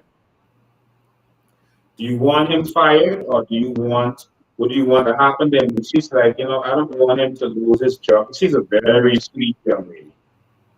Very sweet, innocent young lady. And she said, I don't want him to lose his job, And they wasn't even, that's grievous harm, in my opinion. Cause now grievous harm, something like that. She had to get stitches, her face is bust open. Very beautiful girl. She's an entertainer by profession.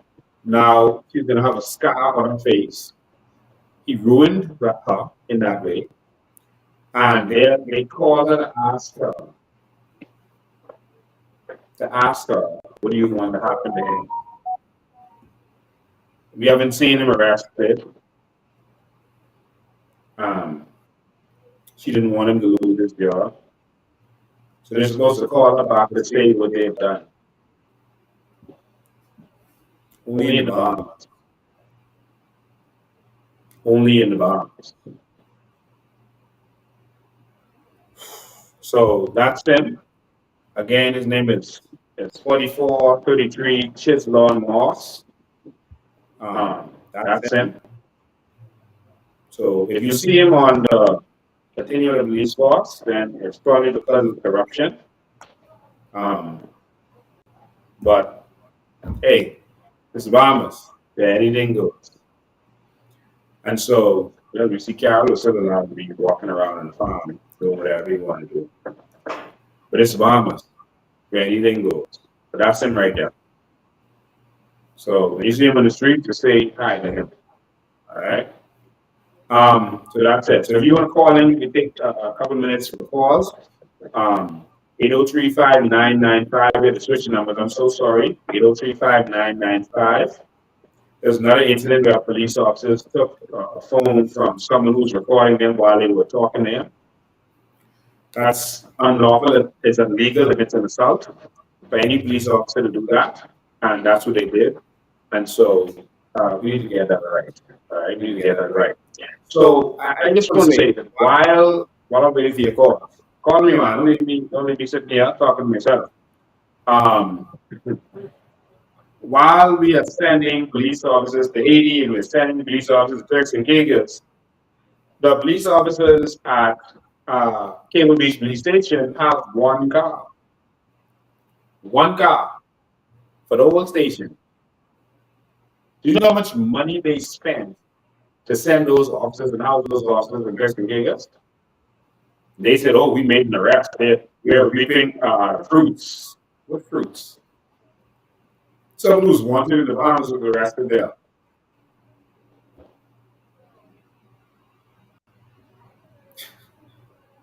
I mean, that's the fruit. That's what you send 20-something officers to Turks and Caicos for. That's the fruit. Think about that.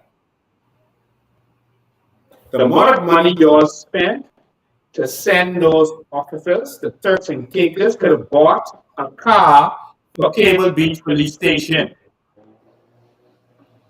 Or any of these stations that need a vehicle. They say they're using fruits. Oh boy. I don't understand this. I don't understand it. We got a call on the line. Good night, how you doing? You live? See us bring up Davis and bring government an action. I trying to wonder if I really watching a government who's capable of combating and know how to run a country or the Muppet Show.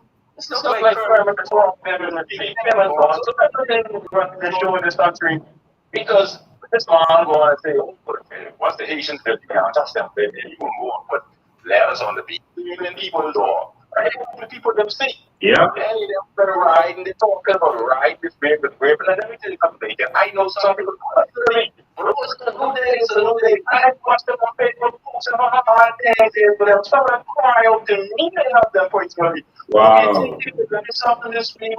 I watch this. They ride and rape and now they drowning. You know? And this man is totally yeah. Yeah, minister never sent a military for me. Now you tell the police not to pay briefs to him, he never send a military for them. No, exactly. And every time you see him, he's telling the military, and just one.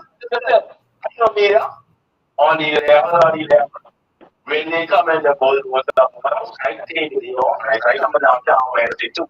And I can take it off. When they come in the boat, what's the house down? Let's see what the Tell him come on the bulldozer, come get what the bulldozer driver can get. Don't send no bulldozer driver for it. Tell him come get it. Exactly. What's a clown? That's what he is. Real pose of the clown. That's what he is. Just people wrong on the government. Anyway, I can continue to watch it. Thank you. Rape is a wicked, evil man. Send those police officers to put that on those people. Also, he's a wicked, evil man. You know, and like I just put in the step, you know. This non-thinking, no plan government. I want you to look at this carefully. This is the 38 new food items, right? This is 38 new food items. I was going to play the video where you're talking about this, but I really don't want to even hear his voice right now. So I'll skip that. But look at the 38 new food items. Look at the one in the second row, the second one in the second row. You all see what the food item is? Cornflakes. So price control is now on cornflakes. Can you all see that? Man, I wish I could imagine this for you all. Price control is now on cornflakes. Man, you want to explain that to me. What is cornflakes? So not on frosted flakes. Just cornflakes. Not on Rice Krispies or Cocoa Puffs. Just cornflakes. This is when you have a government that doesn't think, doesn't plan, and jokingly call you at the intern write this up. Not breakfast cereals, cornflakes. So Kellogg's. Or imitation Kellogg's, cornflakes. So if the box don't say cornflakes, it ain't price control. So listen, man, I don't understand these people. So only conflicts. That's what it is. Now, this is what the government didn't think of, y'all. 803-5995 is the one to call. Regular call or WhatsApp. The only thing that's going to happen, this is the government don't think. They want it to appear like they're doing something, so they don't care about the repercussions. The only thing that is going to happen coming out of this, the only thing, is the food stores and the wholesalers are going to raise prices on everything else that's not price controlled. When the electricity prices raise, what do? Raise prices on their grocery to cover the raise in electricity, right? That's what they do. So if some of the groceries are now going to be price controlled, to continue to make a profit, they're going to raise prices on the things that are not price controlled, so now the price of other things are going to go up. Now you think all those six-figure consultants working for Philip Ray Davis couldn't tell him that? You mean Luby and Rodney Munter couldn't tell Ray that if you price control now cornflakes and these other things, that they're going to raise prices on other things that are not in that list? And now you're going to have the same problem? Jesus. Go to the phone lines. Good afternoon, you're live. How you doing? Yes, you're live.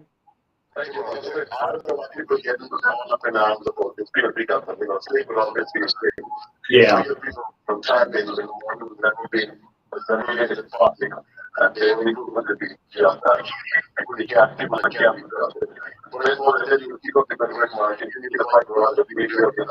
Thank you, man. Tell everyone to be out there on 9 o'clock on Wednesday.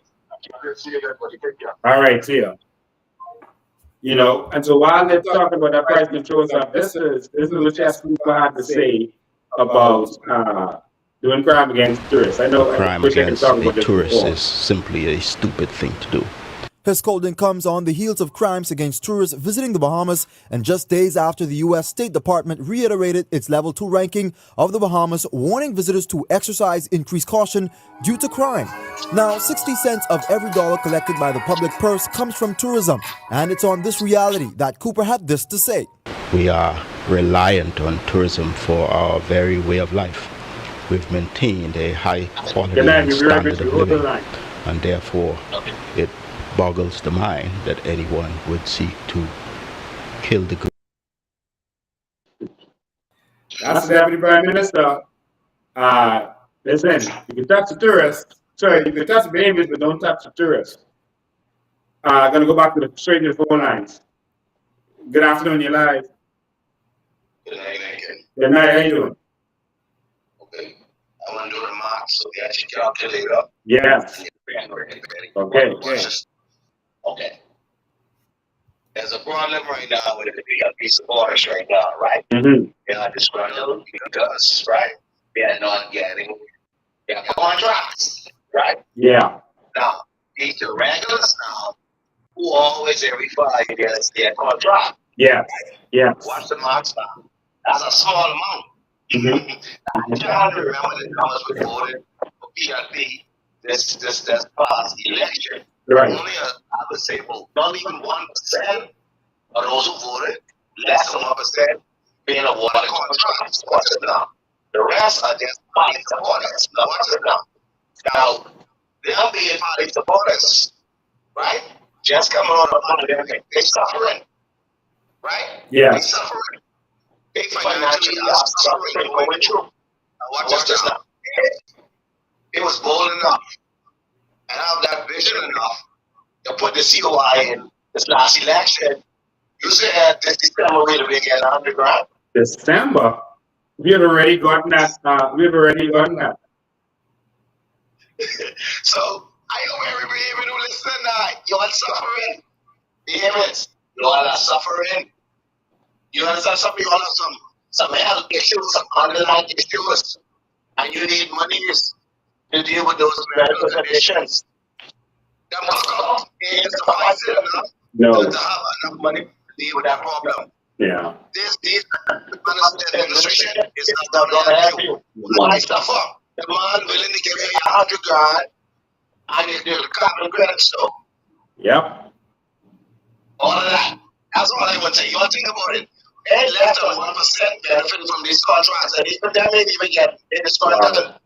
Wow. These people that listen to me, they think for themselves first. Yeah.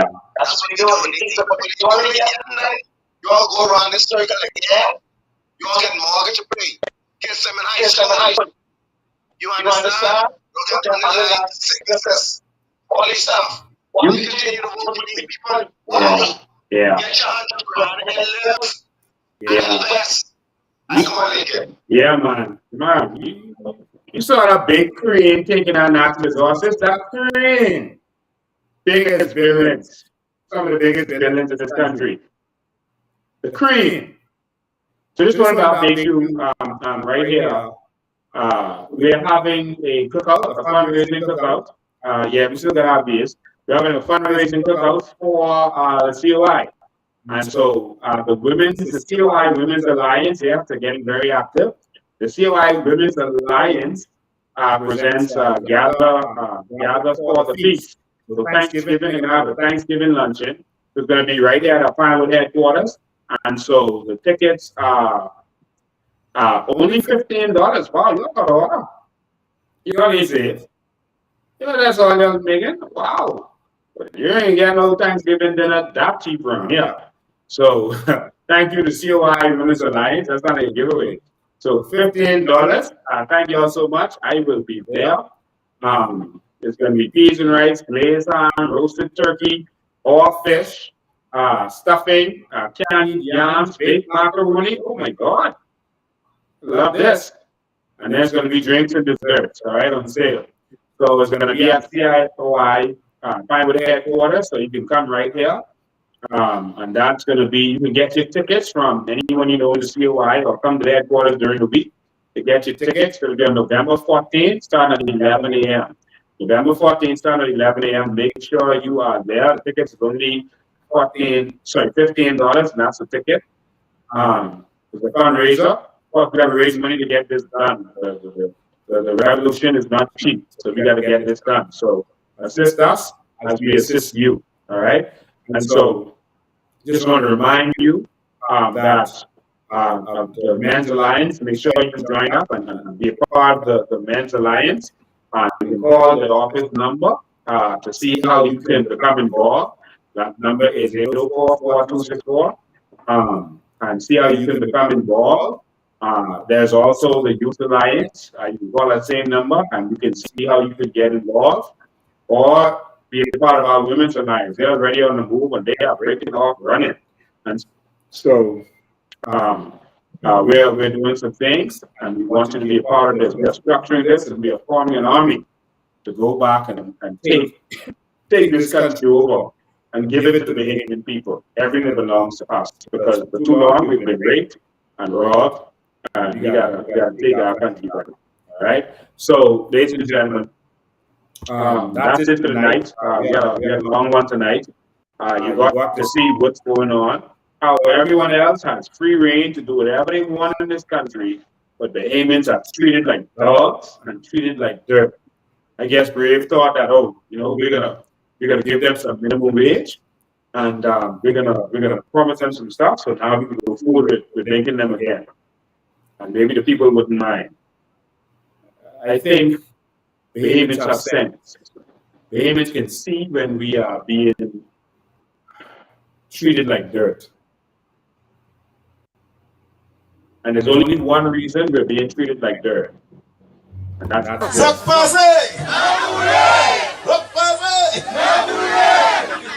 Let me just say that I have always been a part of this community. And there's no accident I know how to do all the dancing. Because I always be and share with you. Because you are me and I am you. And I'll be here with you always. And those who knew me from the past and know me now, they always knew that I was there and always been there for you. I don't call you all, you all are not Haitians, Bahamians. You are Bahamian, and your origin is Haitian. Mine too, and many of us. We have to stay apart for now so we can be together later. You know now.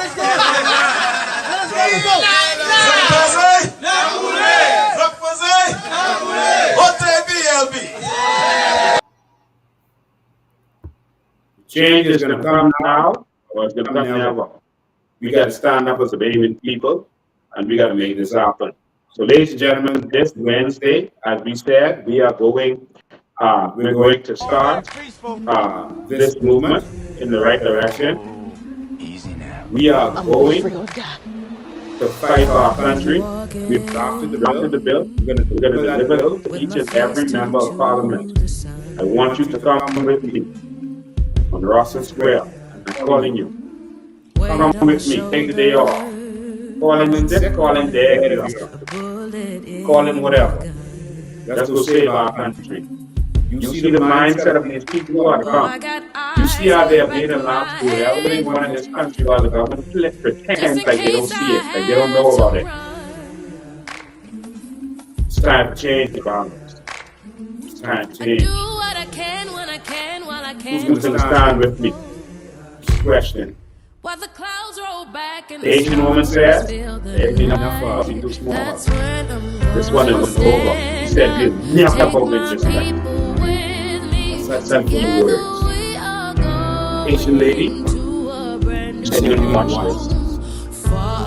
Tell you something. We will never let you go. We will never stand down. We will fight to the last breath. You have made it 100 miles. We will fight to the last man. I'd like to pick a new name. You to mark your and our politicians to get the hell out of here. Get out of our country. We have no problem with anyone who wants to come here the right way and do this the right way. We have a problem. Persons coming there legally trying to take over and mistreating our Bahamians in the meantime. I will fight to my last breath. We declare war on this race. We declare war. We're not going to sit back and let you have our country. You could forget. Ladies and gentlemen, make sure you are there with me. Let me stand alone.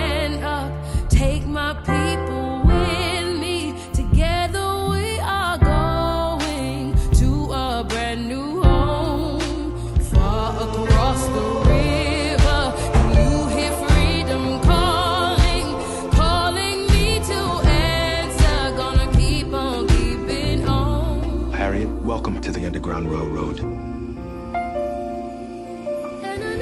It's got two parts.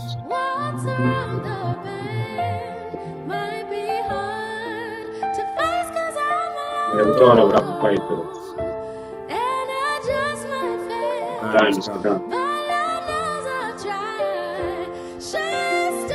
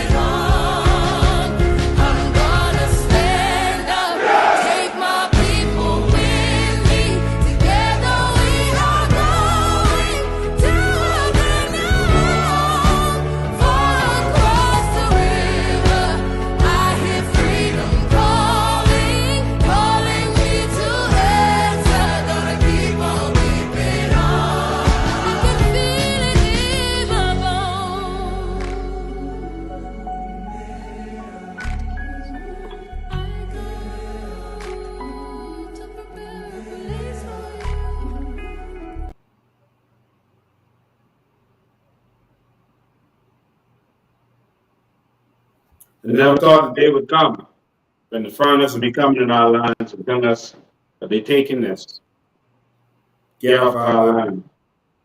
When the government would be hiring them, paying them to advise them how to take over our land.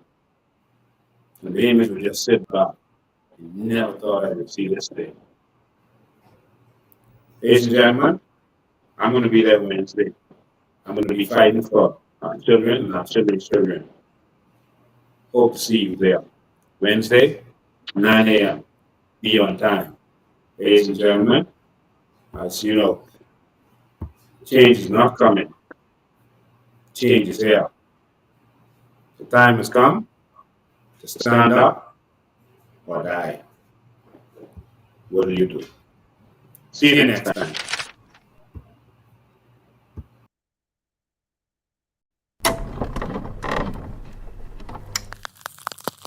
And it's Bahamians unprepared to stand up and fight and defend their own Bahamas, then you don't deserve to have it.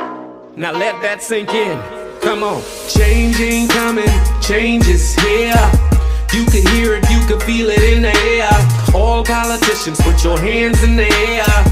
Just a stick up, let me make myself clear. I'm a grown man talking, so you know what to do. No one's leaving till we figure out the truth. Why you laughing? This ain't nothing funny. So no one gets to go home till we figure out this money. Change ain't coming, change is here. They say change.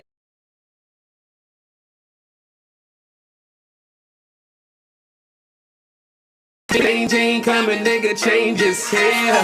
Now if you ain't standing with us, then I know you against us. Bahamas, this ain't no time for us to be lukewarm. This is war, and we riding through the storm. Come on. Let's go. Shalom to all my Hebrew brothers, to all my Muslim and Rastas, we need you, brother. Selassie, I know I can't forget the Christians. Let's put our differences aside, cause it's a bigger mission. See, they've been doing this for years, trying to separate us, kinda trying to keep us down and never elevate us. Now it's time to praise the Lord, cause he's about to take us over to the promised land where we can celebrate us. I got to do it for my kids that ain't even born yet, so the minute that they born, they already gotta check that check. Gotta have that time to collect, so they won't know how it feels to have that yoke around their neck. Yeah. See, y'all been robbing my grandmother, my great-great-grandmother and grandfather. It's like y'all can't get enough. Y'all just keep eating and giving us nothing but taxes. Y'all went even as far as to say that this country's in debt and we ain't got no money. When 9 times out of 10, everybody in this country's possibly a millionaire. It's time to wake up. Let's talk about natural resources, cause every time we bring it up, they say hold your horses. They say it ain't worth a thing, but it's worth a fortune. Meanwhile, they open up their businesses across the borders. Oh yes, we track their bank accounts across the waters. They say this country in debt, but they making millions. If we don't stop this now, they be up to billions. It's about to go down and I get the feeling we gotta cut a movie on these dirty villains. Sonus Lincoln Bain and his team came with information. It's like everything changed, everything went quiet. It's like so much facts and they can't deny it. They'd rather keep their mouths shut before they start a riot. Now look how they tryna just steal the oil. They don't wanna share with none of y'all. They been robbing us while we were sleeping. Send them to jail cause they failed, they committed treason. Change ain't coming. They say change ain't coming. The change is here. They say change ain't coming. The change is here. They say change ain't coming. Nigga, change is here. Listen, from Freeport to Nassau all the way to Nawa, there's no more time for us to sit back and be quiet. You understand? This is war. If they only knew who we were, if they only know who we are, they would know we are warriors. No retreat, no surrender. Just give us what you owe us. Bless the Lord, oh my soul. I feel this all the way to my ancestors. We are warriors. We only really want what's owed to us. You get it? Now free up.